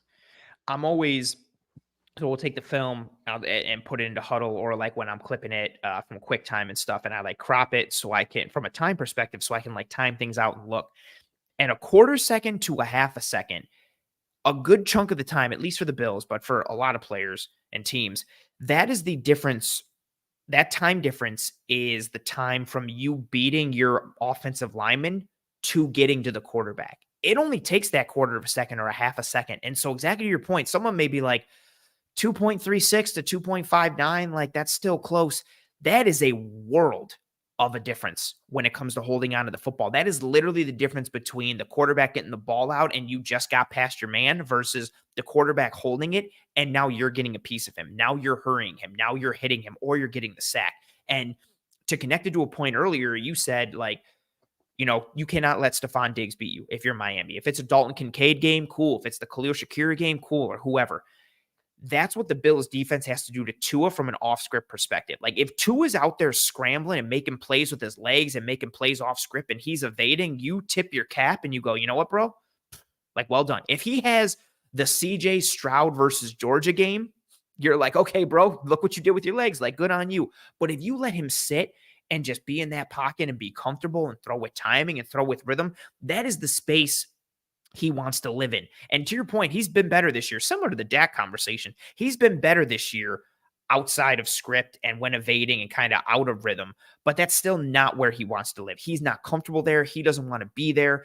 And given his athletic profile, that's where you want to push him to. I'm taking Tua out in space against, honestly, like a bunch of people on the Bills D line or those linebackers closing down in space. But if you let him sit and just work in rhythm and get comfortable, he'll dice you up. And then it becomes a ball control aspect, a demoralizing aspect. That's how Miami takes your soul. Like, they can do it in the run a little bit, which we're going to talk about, or I'm going to talk about in a minute. But then that chunk piece, man, yeah, like they just take your soul when they're gouging you like 15, 20 plays a pop. It just makes you feel helpless. And if Tua can live in that world and live in that rhythm, no good for the Buffalo Bills. All right. Last point, home stretch. Floor is yours. What do you got? So I went back and forth on this last point. I had one written down that I've kind of hammered home already before, especially talking about the Dolphins. But I'm going to go a different route. I'm going to go Dalton Kincaid against the Dolphins linebackers. It has become very clear in the recent stretch of games, especially with Joe Brady as the new play caller. Dalton Kincaid is the second guy next to Stephon Diggs. Against the Patriots, he tied with Stephon Diggs in targets. 4 catches, 87 yards, 7 targets. Again, we talked about earlier in the show, this is going to be a how do they defend Stephon Diggs? If they decide to take away Diggs with Ramsey, somebody's got to step up. I think the Bills are more than confident in Dalton Kincaid's ability not only to find holes in zones, but find those holes against intermediate defenders, especially intermediate defenders like the Dolphins, who aren't as great in pass coverage. So I think this is going to be, like we said, they have been kind of disjointed over the middle of the field. Like, it hasn't been like they haven't done it or haven't tried it. It just hasn't worked in rhythm. They haven't been they haven't been the same over the middle attacking team since Cole Beasley's been out of this lineup. He was the middle presence for Josh Allen. The option route aspect, the trust, it's been there more under Brady, to your point, but yeah, it hasn't been there consistently or holistically week in and week out, quarter in, quarter out.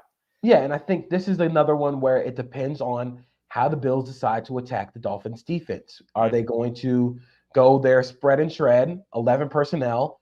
Because if you see that, then maybe you get Cater Kohu against Kincaid. Is this going to be the Dalton Kincaid game that made everybody realize, oh, yeah, this is why people comped him to Travis Kelce with the option routes and just he's always open despite not being a super duper athlete. He's just always going to be open.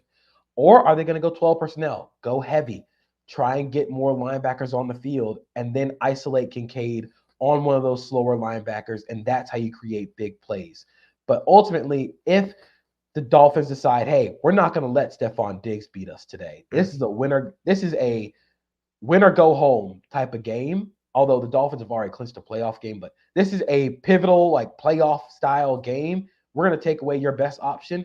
Dalton Kincaid has to be the second guy. This is going to be a critical, like, proof of concept game, proof of why we drafted this guy. I think it's a fair point. And and again, I love that point. Like we talked about it a little earlier, that personnel aspect from the Bills offense, I would like to see them go heavier in this game, because if you are the Dolphins and you have to match with heavier personnel, like who's the third linebacker that comes on the field for you from a base personnel piece? So looking back at their snap counts against Baltimore, let's see. Per Sports Illustrated, Melvin Ingram played 16 snaps. He played 21 snaps against Dallas. Emmanuel Ogbah did not play, was a healthy scratch. I forgot about Emmanuel But Ogbah. With Bradley Chubb not available, it's probably going to be a rotation of Ingram, Ogba, and Van Ginkel on the edge, which at linebacker leaves you with potentially David Long and Duke Riley and maybe Channing Tindall. Maybe they play Brandon Jones, who's a safety at linebacker.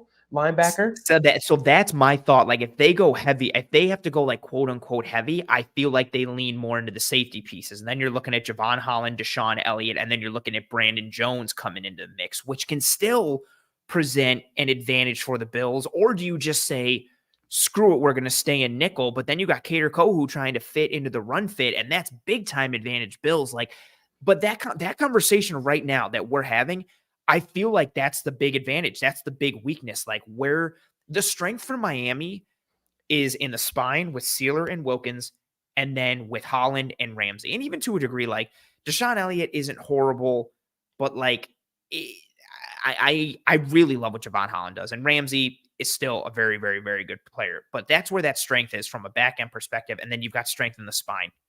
The linebackers have that vulnerability, and I think they have the vulnerability in the edges from a run game perspective. But to this conversation, exactly, like I'm running 12 with Knox and Kincaid, and I am making the Dolphins decide how they want to play that. And if they play it from a pass perspective, bro, we're just sticking to the run game. And then now, and I'm going 12 from an actual like 12 per like formation perspective. I'm going heavy. Like I'm having Dawson Knox in line and Dalton Kincaid is hipped off. And now I'm having those 6 and 7 man surfaces. And now I can go weak side zone. I can run pin and pull. I can run anything I really want to out of the run game menu because I've got that increased surface area. And now I'm forcing Miami to match where their depth is being tested. Their depth is going to be tested on the D line and at the linebacker spot, that holistic front.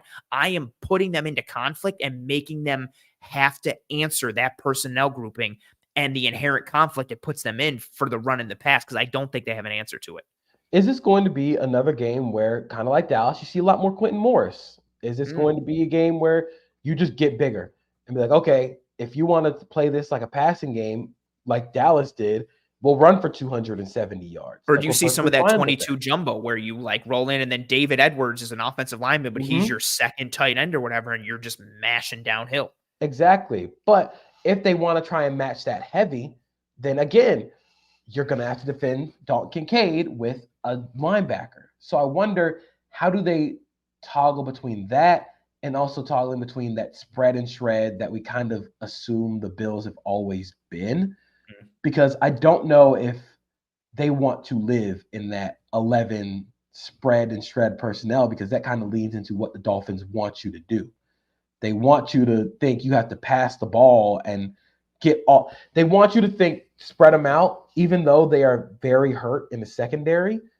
They want you to spread them out so they can defend the run from a light box. And again, like we said, if you can devote less bodies to defending the run up front, you can play more bodies in the passing game. I think this is a game where you have to mash them. You got to get into bigger personnel.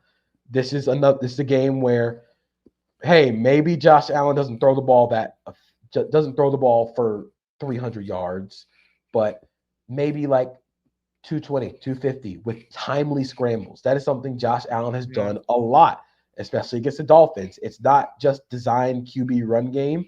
It's the timely QB scrambles. It's okay, we're going to drop back the pass out of this 12 personnel.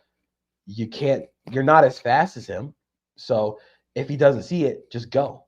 So again, that kind of leans into the Dolphins aren't going to play a lot of man coverage. It's going to be zone. So if they have more eyes on Josh Allen, who's going to be behind them? Who's going to be in that intermediate area? Are they going to run the crossers? I agree with you. I get into bigger personnel, 12, and I force their hand. And then, so my mind started going, and I love this comment here from Zach saying, well, he said, 13 personnel with Kincaid, Knox, and Morris and Diggs, and then you could go empty. And then his follow-up was, here's 13 personnel, you match with base, cool, we go spread, rock meets paper. That's my next thought then, too, because you can literally, there's a super chat from Carl, we're going to bring that up in a minute. That is literally rock meets paper. Like, you go with that heavier personnel, and now you're showing it, and Miami matches, and you can just go, regular from the huddle, or you can start to get in rhythm and go no huddle. And now you can go with a 2x2 gun look where you've got Knox out there in the slot or Kincaid out there in the slot. And now they've got their base personnel that they tried to match with from a run perspective are now even further. We're sitting there talking about, taking advantage of those linebackers. You can with play action and just with general passes out of those, heavier formations and alignments. But if you truly get into spread and now you're putting whoever that they tried to match into space against Kincaid or against Knox, and then now they're feeling like they need numbers and coverage from that perspective. Cool. Are you dealing with a 5-man box? Because if it is, we're running dart all day, and I'm going to have Josh Allen read the end. And now I'm changing the math even more. Or you want a 6-man box? Cool. I'm going to have that mesh action with Josh Allen in the backfield, and I'm going to hold that backside edge. And now it was 6-on-6. Now it's 6-on-5 because I held your backside edge. And now I'm climbing to the second level, and we're going out the front door. We're going up the gut. You change the math, you change the spacing, all those pieces. Like, I think exactly like your point and the overall conversation. Yeah, you get into that aspect of forcing their hand and you make them have to match that personnel grouping because that is where they are vulnerable. That is where they are weakest. And then you can start to build schematically on top of that and really put them into hell. Like, it's a lot of problematic aspects for Miami. Carl, I appreciate you being here. Thank you very much for the super chat. Carl says this game will be a defensive battle and not so much offense, even though there are two great QBs. Who wins the turnover battle? Who fumbles? Who gets a pick? I think this is that turnover aspect.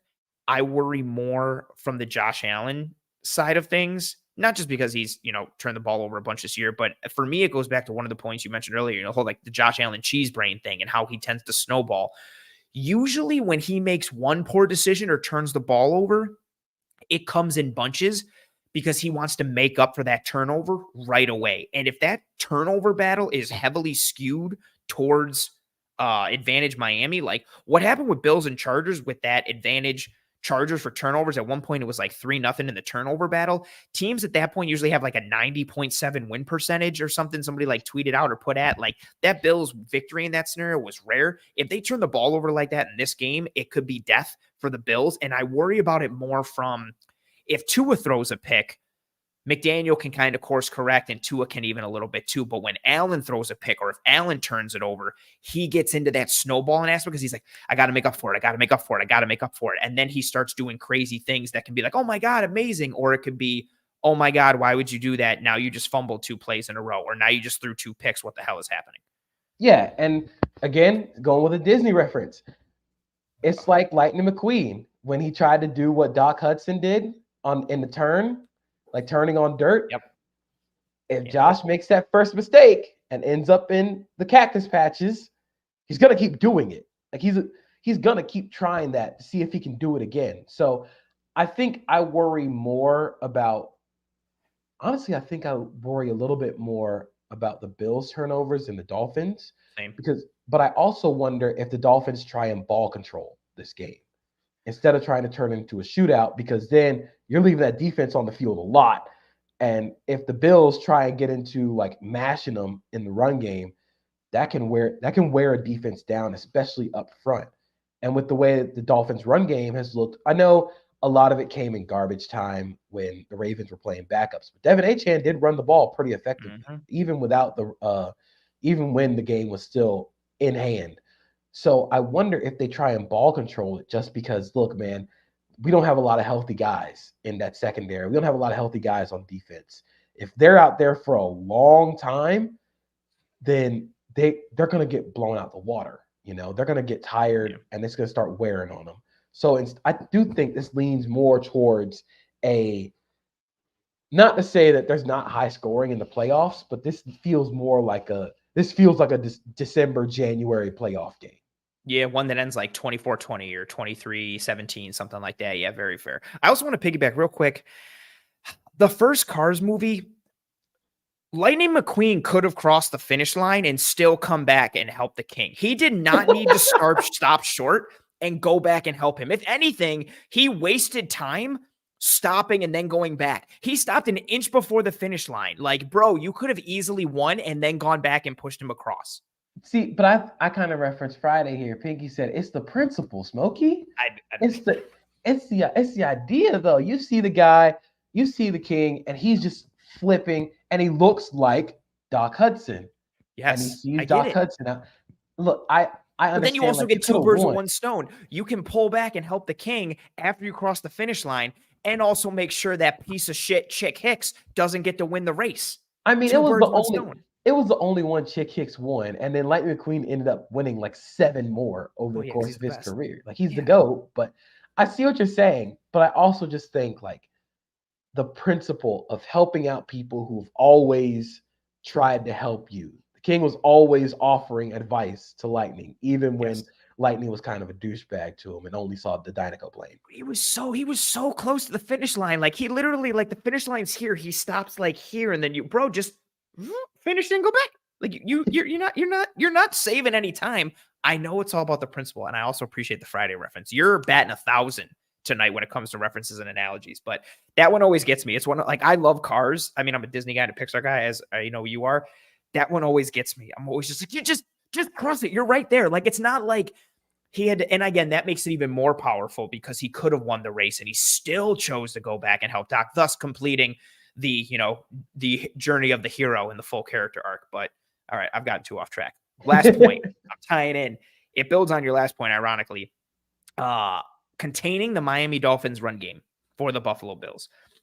I talked about it a little bit in the first matchup, but between these two teams, and this Miami run game has numbers. And Devin Achane has numbers as well. And I'm going to get into both of them. And the aspect of this run game, I don't think gets talked about enough. I think it gets talked about in conjunction with like the scheme ability of McDaniel and the speed aspect of the offense. And I understand why it doesn't get talked about enough on its own. It's a pass first league. Tua, Tyreek Hill, Jalen Waddle, all that speed, the explosion, the big plays, all of it. Like Miami, passing the ball is sexy. Running the football is not. I understand all of it. But the Dolphins run game, these numbers are nuts. I've tweeted them a bunch, like from an A-Chain perspective, like every week for the last like several weeks. And so this was going to be one of my main points.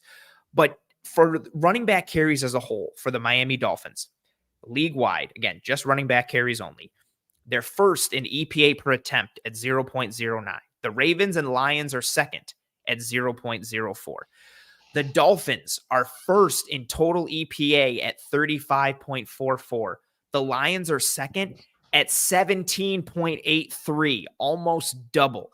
The Dolphins are second in yards per game at 130.1. Detroit is first at 130.4. The Niners are third at 117, so a significant drop. The Dolphins for running back carries, again, all of this. They're also tied for first in yards after contact per attempt at 3.2. They're first in yards per attempt at 5.5. They're tied for first in missed tackles forced, and they're second in total yards after contact.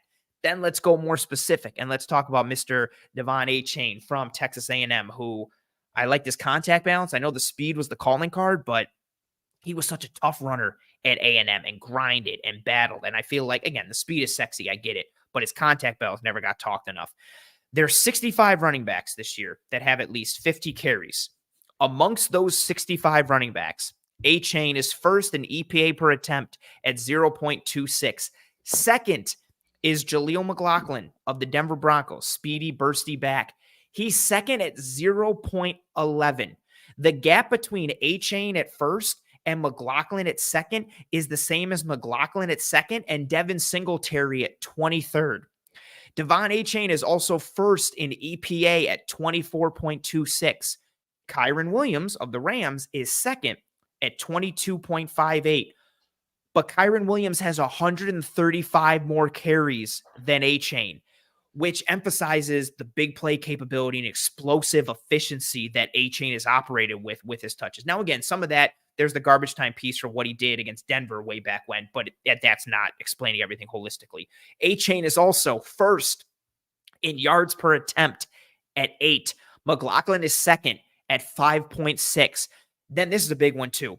Achane is first in yards after contact per attempt at 3.6. His speed and pace, I think people think of it from, and it's understandable, explosion, get upfield, big play, but his speed and pace changes angles, and it doesn't afford defenders the luxury of getting full body shots on him. He puts defenders in position to only get a shoulder or an arm on him, and then because of his speed and his contact balance, he runs through those shoulders. He runs through those arms, as evidenced by the numbers. And then he's also fourth in yards per game.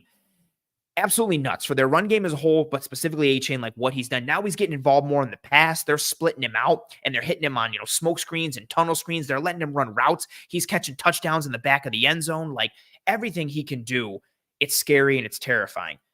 Daquan Jones is now back for the Buffalo Bills, which is a huge addition for them. Poona Ford is also in the rotation now. He should have been all year, but with the injury to Jordan Phillips, he's worked in. Those two inserted into the lineup give the Bills more of a stout, gap sound inside presence, in addition to limiting displacement at the line of scrimmage and just overall controlling the front. The Bills want to play with light boxes. On the year, the Bills have a 62% light box rate. That is third most in the league. They want numbers in coverage. They want to just rely on the front four and the two linebackers. They want to rely on six to stop the run and shut that down. They want to disguise coverage. They want to spin safeties and rock and roll and everything they can do. They want that coverage perspective in the back from a numbers perspective.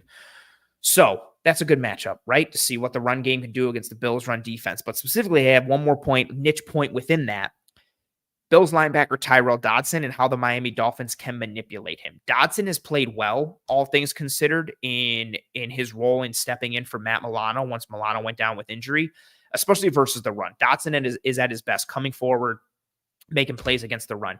But he is still very susceptible to fitting the wrong gap, and he also pairs that with his athletic limitations. And with what A-Chain offers you, and this Miami run game in general when they're really cooking, but especially A-Chain, a missed run fit or a poor angle or being slow to the ball with your limited athleticism, it isn't the difference between like, a 5-yard gain became a 10-yard gain. It's the difference between a 5-yard gain became a 20-yard gain or a house call. And then you couple that with Miami's propensity to use motion to shift defenders at the second level, which they've done to Buffalo before. A whole bunch of teams do that to the Bills. I worry about the angles and the leverage that Miami can create in the run in general, but especially with reference to Dodson. And you talked about it. A-Chain succeeds on these outside zone runs. Miami also loves to use like crack tosses and get out on the outside. They can emphasize that leverage and that spatial advantage even more by just a simple little flick of the wrist, by just sending somebody in jet motion, causing that shift. Now you've added leverage. You've added that angular advantage to you. And all of a sudden it's around the corner. It's out in space. I worry about it from a general perspective in defending this run game. Again, I don't think it gets talked about enough. And again, A-Chain's numbers are not being talked about. He's blowing everybody away in EPA per attempt, yards per attempt, all these things. He is a big play monster, but an efficient big play monster. He's not a dude, we busted off 3 huge runs. He's like a walking big play run type of dude. So you got to account for him in general, but especially with that matchup at the second level.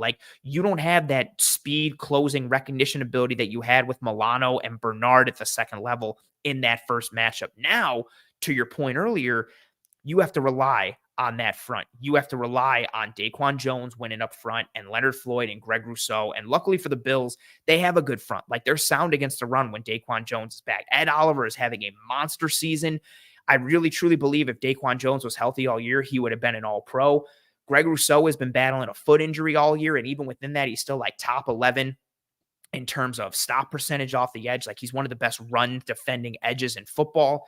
So they have the ability to answer it, but I think that's a little bit of a kind of strength versus strength or opportunity versus opportunity. And to your other point that you mentioned for your third, if Miami just wants to ball control and just sit, and they don't want to have to rely on Tua as much, and they can just easily run the ball down the Bills' throats, it just changes the overall game script and puts a different feel and flow to it overall. So that's a really, really good point. And there's a couple of stats I found that kind of tie into that. The first one, like you said, is not only Devin Achane, but when they use motion to tie in their run game, they are one of the most dynamic teams in football. Devin Achane is one of the most dynamic runners in football when any motion is attached. Per Sports Info Solutions, he is first in yards per carry among all players with 50 carries at 8. Second is Justin Fields at 6. So, that seems pretty good. Total EPA, he is at 22.56. Next is Kyren Williams at 19.79. But again, Kyren Williams has 191 carries with motion. Devin Achane has 84. I was like, Devin Achane has 2. Yeah. 84. EPA per attempt, he's first. Second is Justin Fields. But where it comes in is the boom rate. He has 13% boom rate. as with motion attached. That is fourth in the NFL behind Justin Fields, Jahmyr Gibbs, and Lamar Jackson. So not only is he generating efficient offense, he's generating explosive offense. Boom rate means plays that are defined as getting an EPA of over 1. That is a very, very good play for the offense. Yeah. Devin Achane is doing that 13% of the time with motion attached. He is a walking big play. And where the Bills come into this is, like you said, their defensive front has been very good at defending the run. According to FTN Fantasy's defensive, like adjusted line yards that we mentioned, Buffalo is 5th in defensive adjusted line yards allowed. They're 5th in stuff rate. So that's really good from a defensive line perspective. At the second level yardage, the Bills are 29th. So it's just, again, it's one of those things where, or the Bills are 22nd in second level yards. That's runs between 10 to 20 yards. And I mean, that also pairs into like earlier in the year, they cleaned it up a little bit, but they were a really bad tackling team early on, missed tackles, broken tackles. So if you got them into space, they would turn those second level plays into third level runs and beyond. And that gets to my next point. Open field yards allowed as a defense. The Bills are 30th. So this is going to be a game where, again, the two teams behind them, surprisingly, the last one is the Broncos, of course. Yeah. But then 31st is the Cleveland Browns, which I think is surprising because they're 6th. Yeah. I think they're 1st in adjusted line yards and like 6th in power success rate. Oh. But once you get into the open field, it's like, oh, you can kind of get past them. But again, you got to get past the wave of angry defenders. Yeah. But I think where this ties in with the Dolphins specifically is if they get you into the open field, you're basically in a track meet with all those guys. I don't think Mostert's going to play. He was a scratch against Baltimore with a knee injury, and that knee injury has been very weird. They've been kind of hush about it early because it's Tuesday, but they're going to be looking for Achane to generate big plays. And that's something like when they use the motion, they use it for misdirection. They use it to get you out of alignment. Or even just make you hesitate for a brief second. And that brief hesitation, when you're going up against dudes who all run like a 4.3 or low 4.4, that half a second or quarter of a second, you're blown by and you're done. Again, it's the margin for error. If you slow down for maybe like half a second, they're going to run right past you. It's like in the animes where you have a character who they know is really fast, and the main character is like, okay, I'm going to try and move before he does. And next thing you know, you see the character's face right next to the main character, and they go, he's fast. Yeah, that's the Dolphins. That's the Dolphins offense. And where the Bills are going to, I think, where they might struggle a little bit in the run is with the use of motion. And like we said earlier, the Bills like to bump with motion. Yeah. They like to move people in and out of the box. And it's always at the second level. Like they're just going to bump. Like you can set your watch by it. Like, you know, it's going to happen. Yeah. They're going to bump the second level. Taron Johnson's going to be everywhere. But what Mike McDaniel's done with this run game is he's incorporated fast motion into it. Like the 2 plays that he ran against the Titans that just dirty, absolutely dirty, is motioning Devin Achane quickly to the other side of Tua to change the run strength, and then running a GH counter reverse off of that. So now you have the guy, the linebacker, running across the field with the Achane motion, and they're running back the way that he came. Yeah. And now Raheem Mostert has the ball running the other way on a reverse. They pulled it out against the Ravens, but they'd run this play where it's like they run a counter, but instead of motioning the tight end all the way over, they motion him fast. Oh. And then boom, he cuts back. Yeah. And he's hitting you and it's those things where it's like, it's happening instantly. It's boom. Oh, this guy isn't running across. Oh, he's running right at me. Now I have to make an adjustment in the run fit. I wonder how much of that they're going to do against Buffalo, because Taron Johnson is a banshee in run defending. And if you throw that fast motion at him and you're not getting him out of the run fit, he's going to make a play. So I wonder if they just go straight forward with, okay, we're just going to motion him all the way out instead of motioning him fast, because now they've probably seen him and be like, okay, we're just going to leave Taron Johnson here. But the motion and the misdirection that they cause in the run game, combined with that speed, it makes it so hard to defend them. Yeah, and that's what's so like, again, I understand it's a passing league and that's what, kind of sells stories and sells tickets, but what the Dolphins do from a pass perspective, they also do with the run, like motion, leverage, space, speed, like all those types of things. And it's a really like nice aspect of their offense, and it causes problems for defenses. But again, the Bills, and last year in the week, whatever it was, the Saturday night game, when the snow game, when Miami came to play Buffalo, Mostert had a huge game in that one. Bills were missing tackles. Like Mostert like ran wild, and I think that got lost in the storyline. But then earlier this year, again, like week 4, Buffalo was doing a good job, penetrating and getting through and attacking. And that's what they are as a defense. Like you talked about with the stuff percentage, like they have been, even when they've struggled with missed tackles and given up big runs, even this year, but past years as well, they're an aggressive defense when it comes to stopping the run from a one gap penetration perspective. They're okay if you bust off a 7 or 8 yard run and it's 2nd and 2 or 2nd and 3, but the Bills are trying to get you to 2nd and 11, 2nd and 13, 2nd and 14. And sometimes it works and sometimes it doesn't. And against that speed aspect of Miami, if it doesn't work, it can gouge you. But they held their own again really well in that week 4 aspect. The game script also helped too, like Miami getting down and having to pivot more towards the pass. But it's such a good matchup, especially again with Daquan Jones coming back. Like he is such an important difference maker on the interior of the Buffalo Bills defensive line. And then you pair him with Ed Oliver.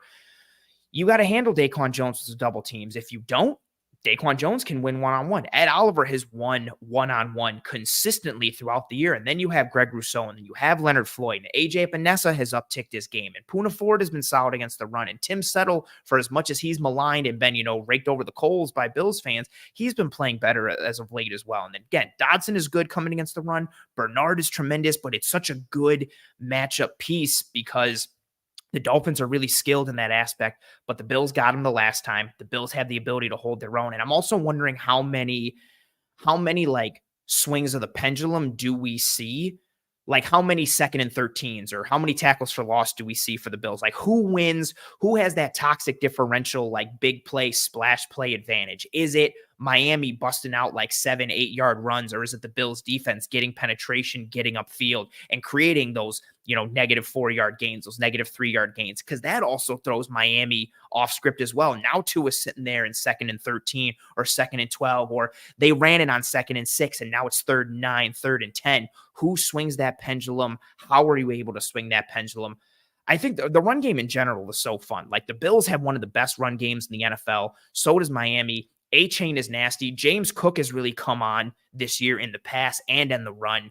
Like Latavius Murray has seen success on the ground. Ty Johnson has seen success on the ground. I feel like the run game is more important to both teams than will get talked about. Again, it's the nature of today's NFL. The story is going to be McDaniel and Tua and Tyreek and Allen and Diggs and that whole crew. But the run games, man, I feel like they can go such a long way. And it's also easy buttons, right? Like it sucks the soul out of a defense when you can run it down their throat. And it's also very easy. Like it's a lot easier just to turn around and hand the ball off for 5 to 7 yards a clip than it is to snap the ball, read a defense throw. Even if you are a Josh Allen or Tua or whatever, I think it goes such a long way, even again, in today's NFL where it is very pass focused. Yeah. And one thing that I noticed against the Ravens is a lot of the Dolphins' big runs, they came on outside zone. They came on outside the tackle plays. And of course, that's because you have Lester Cotton playing left guard now. And Lester Cotton is not good. So I wonder how much of that they lean into against the Bills, where they have the clear disadvantage up front on the inside, where they're not running at the interior. They're trying to get to the edge. But again, that tends towards Buffalo, where you have the bigger edges in Rousseau, and you have Leonard Floyd playing really well. And Oliver and Daquan Jones are so good on those zone runs of cutting off that front side and forcing you to kind of work it back. And then the Bills fill it from the backside and shut you down. Like Taron Johnson will shoot a gap from the backside. He'll honestly do it from the front side too and take on guards and everything. It's wild for how big he plays or how small it is. But that's that benefit of Daquan Jones too. You want to get to the outside. They'll cut you off and make you swing it back, which is where you don't want to live if you're Miami. Exactly. You do not want Miami does not want to turn this into a between the tackle game for them offensively, because Lester Cotton's going to get whipped up front. It was not a good game for him up front. There was a play where I think he and Eichenberg miscommunicated, and Lester Cotton ends up blocking nobody on the play. Oh, yeah. And Patrick Queen gets a run. Roquan Smith it gets to run through, and Liam Eichenberg has to come off of Justin Madubuike or Michael Pierce to get to Roquan Smith, because Lester Cotton missed Roquan Smith because he thought he had Justin Madubuike or Michael Pierce. And it's like, dude, you're the left guard on the outside zone your way. You cannot leave that guy.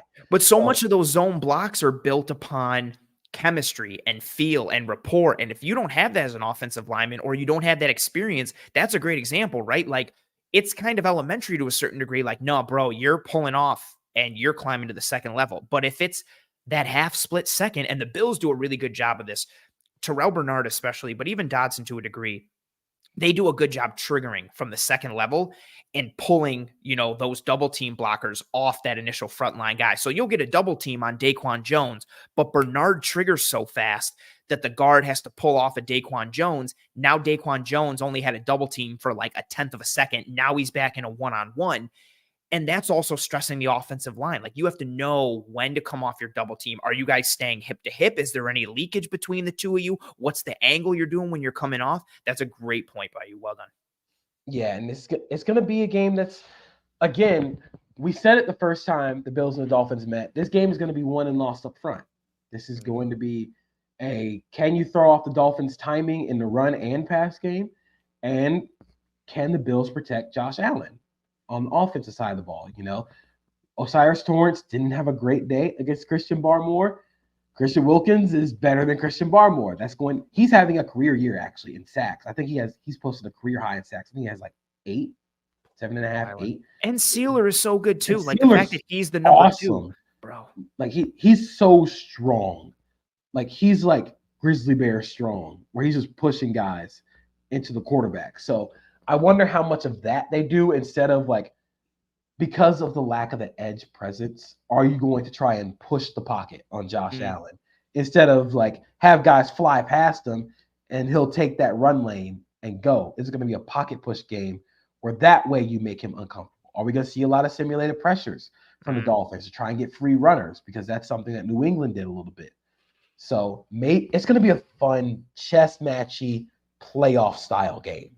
Yeah, and I wonder how many like 4-man rushes, but it's really a 3, and then that 4th is kind of like the slow hole player / spy player, or you'll get those rushes. New England does a good job of it, of making it seem like, hey, everybody's getting upfield. Oh my God, the B gaps are wide open, or A gaps are wide open for you to run through. And then Allen steps up and those edges kind of loop back in, almost trying to game you up and force you to that area. Like, I wonder what kind of gamesmanship Fangio tries to execute, because Allen, again, for the most part, I know the first time was really with Denver towards the end of that year in 2020, but Allen has had success against Fangio, and knowing how banged up this defense is, especially at key points. Like, it's not like, oh, we're missing, our second string this or rotational guy for this. No, you're missing both of your starting edges. Like, Baker's absence is showing potentially more important than I think people thought initially.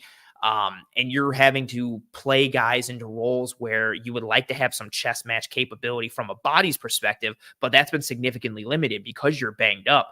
Like, how does Fangio try to course correct? What does Brady do? I'm also wondering in the bigger picture grand scheme for Brady, I'm wondering, like, because the Bills offense last year started out hot under Dorsey. And then, like, the big question that was in my brain, and I talked about it on the show, and myself and Eric in the film room, we talked about it, like, what's going to happen once there's the tape on the Bills offense, when people start knowing, okay, this is the book on Dorsey, here's what we should do. Because it happens to everybody. Once that sample size is there, teams adjust to you, and then you have to counterpunch and go from there.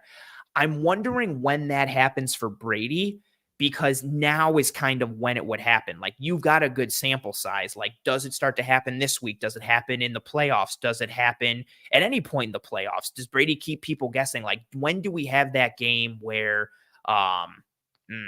where things start to kind of get figured out a little bit? Because Brady's been really good at in-game adjustments, figuring out pinpointed aspects and vulnerabilities and where he has to pivot and when he has to pivot. And I wonder when that happens holistically, if it's this week. It's kind of just a little thing that's in the back of my mind every week. Because again, Brady's done a good job of sequencing, layering, building. And then even when things have been struggling, he's good at making a note like, okay, this worked in the second quarter. We just didn't hit on it. Let's do it again, but tweak this little thing in the third quarter, and we can generate a big play out of it. Yeah, and again, I think this is going to be Joe Brady's first time facing Vic Fangio as a play caller. Oh, This good is point. going to be a big game. Of course, facing Belichick is always a big game as a play caller, but this is a big one. For a guy who has basically helped create most of modern defenses that you see, how he responds and how they adjust. Like that's going to be the biggest thing always in the NFL. How they adjust in the second half. That's going to be huge. I'm very interested to see how it turns out. I was catching up in the chat. I guess people are upset because we think some of the Miami Dolphins players are good. I guess that's They're a talented team. They're I a very, very talented team. I don't understand how yeah, I mean they're second in the playoff seeding right now. Again, I know they haven't beaten like good teams. They're weak in some spots, but I mean they're a good football team. We'll see what happens. But again, that's the fun part of like the chess match aspect. I think that's also what adds up to it. Like there's all these different skill sets and maneuverable parts and how they get slotted into those different areas, man, like the chess match aspect of all of it. Also, too, I think like the underlying chess match piece of you have two head coaches who each coach a side of the ball, but it's like there's very few defensive first coaches who also coach the defense. And I guess fewer defensive first head coaches in general now, but also knowing that aspect, like there's all these little like fun layers, some more fun than others and interesting. And yeah, man, this is super long. I'm like, bro, I knew it was going to go long when we started late because we were talking about Disney World offline. But like, one, I'm sorry I kept you. Two, I had an absolute blast. Like you crushed it as always. I cannot continue to sing your praises enough. The work you do, everything. The floor is yours. Tell everybody who you are, where they can find you, what you do, everything. Because your work is legitimately awesome when it comes to just knowing ball and breaking stuff down. So the floor is yours. Thank you. Thank you. So, of course, you can find me at Acosta32_JP on Twitter, JP Acosta32 on Threads. I am the NFL writer, college football writer, NFL draft writer, anything where football is around. I'm probably going to be writing about it. Got some NFL draft stuff that's coming out later after the NCAA championship, after the college football playoff national title. Got some big NFL stuff I believe that I'm going to have planned. But of course, I tweet a lot of football clips. I talk a lot about football. I watch a lot of football. So just follow along, see what happens. I talk about anime and Disney, and I'll occasionally throw in a Scott Skiles reference in there too. But just follow and see what happens. That might be my favorite reference but you had a lot of bangers tonight when it comes to references and analogies. And like the Scott Skiles one was probably my favorite because it's like it's just niche enough that not everyone's going to know it, but the people that do know it are going to appreciate the ever loving hell out of it. Like it's not a low hanging fruit analogy. Like, and I think that's what I appreciate so much. We got a lot of love for a bunch of your references and analogies in this one. Again, like I appreciate you taking the time. I know we went mad long. I appreciate the hell out of you. Go enjoy what's left of your Tuesday night. Thank you for stopping by. I'll see you around the Twitterverse. Again, I appreciate the hell out of you. Thanks for taking the time and absolutely crushing it. You were a blast. Thanks for having me. Yeah, man. All right. I'll catch you later. Peace. Tremendous guest, Mr. JP Acosta. Pretty surprised with the pretty surprised with like the hate that kind of I guess came my way potentially or JP's way. I think more my way because we were talking about how good some of the Dolphins players are. That doesn't mean that we think the Bills are bad or that you're hyping up another team, but there's certain aspects. I mean, this is like a matchup show. If you're going inside the X's and O's and the details of both teams, you got to talk about both teams. And I thought I also balanced it out with talking about the good of the Bills with the good. Well, either way, interesting. Yeah, appreciate everybody. If you have not already, please, thank you. Drop a like on this video. It goes a sincerely long way towards helping myself and the entire team to track and trend in front of more eyes and ears. Please, and thank you. Drop a like on this video. Want to show some love to the sponsor. Always do it at different points in the show. One Pie Pizza, the best pizza in Buffalo, New York. Find the online menu in the episode show notes, whether here on YouTube or whichever podcasting app and or platform you're listening to this show on. Delicious sweet sauce pie, cup of charred pepperoni, homemade blue cheese. I truly believe they are the best pizza in Buffalo. Go get yourself some One Pie Pizza. They're also good people too. They do a bunch of initiatives and drives for the community, which I always kind of prop up and talk about all the time. They're good people making really great food. So go get yourself One Pie Pizza. Again, online menu and all their information can be found in the episode show notes here on YouTube or whichever podcast app or platform you're listening to. this show on. Oh, I like this comment here that says, honest discussion does not entertain loyalism. Well said. Appreciate the hell out of you for that. Yeah, it's going to be, man, it's going to be a really fun game. We talked about it in the intro. Like, if you're a Bills fan, if you're a Dolphins fan, like, you don't need any like added impetus towards making this a bigger game. I appreciate that comment, Roy. I see you down there. Appreciate you. Yeah, if you're a Bills fan or a Dolphins fan, you don't need any like extra oomph or anything to this game. This is a huge game for you. But just from if you're just a football fan, like the eyes of the football world will be on this game, not just because of, the individual storylines and the individual AFC East piece and the Dolphins Bills piece for the, kind of the nuts and bolts and the brass tacks of who's going to win the AFC East, blah, blah, blah, blah, blah. But just, again, the rivalry being back a bit with Miami versus Buffalo. And again, the primetime aspect, the game that closes out the regular season. And based on how everything works out Saturday and Sunday, the Bills may already have a playoff spot wrapped up. And so it's just a matter of who wins the division, who gets home field, or this could be a game for the Buffalo Bills where if they lose, they are out of the playoffs. And so that gives some added impetus to Miami or an added oomph to them for maybe wanting to knock the Bills out, maybe trying to pay the Bills back for, what was it, 2020, I think,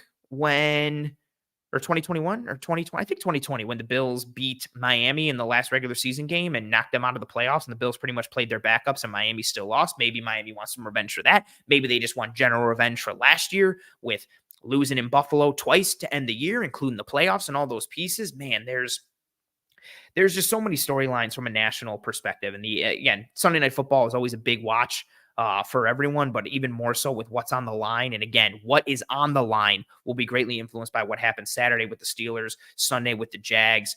Man, it is going to be, oh yeah, Sarah says it was 2020. Yeah, the starters played in the first half. That was also, I think, Cole Beasley got banged up in the first half in that game, and then that carried into the postseason, and that hurt the Bills a bit. I think that's all years. Everything blends together. I remember the games, but years and specific things always or not specific, general things elude me, but I digress. Yeah, this game is absolutely huge. Like RJ saying, this game will probably stop my heart at least a dozen times. And Zach saying, if you're a sports fan, you have to love this game. No other team sport has such variance on one game.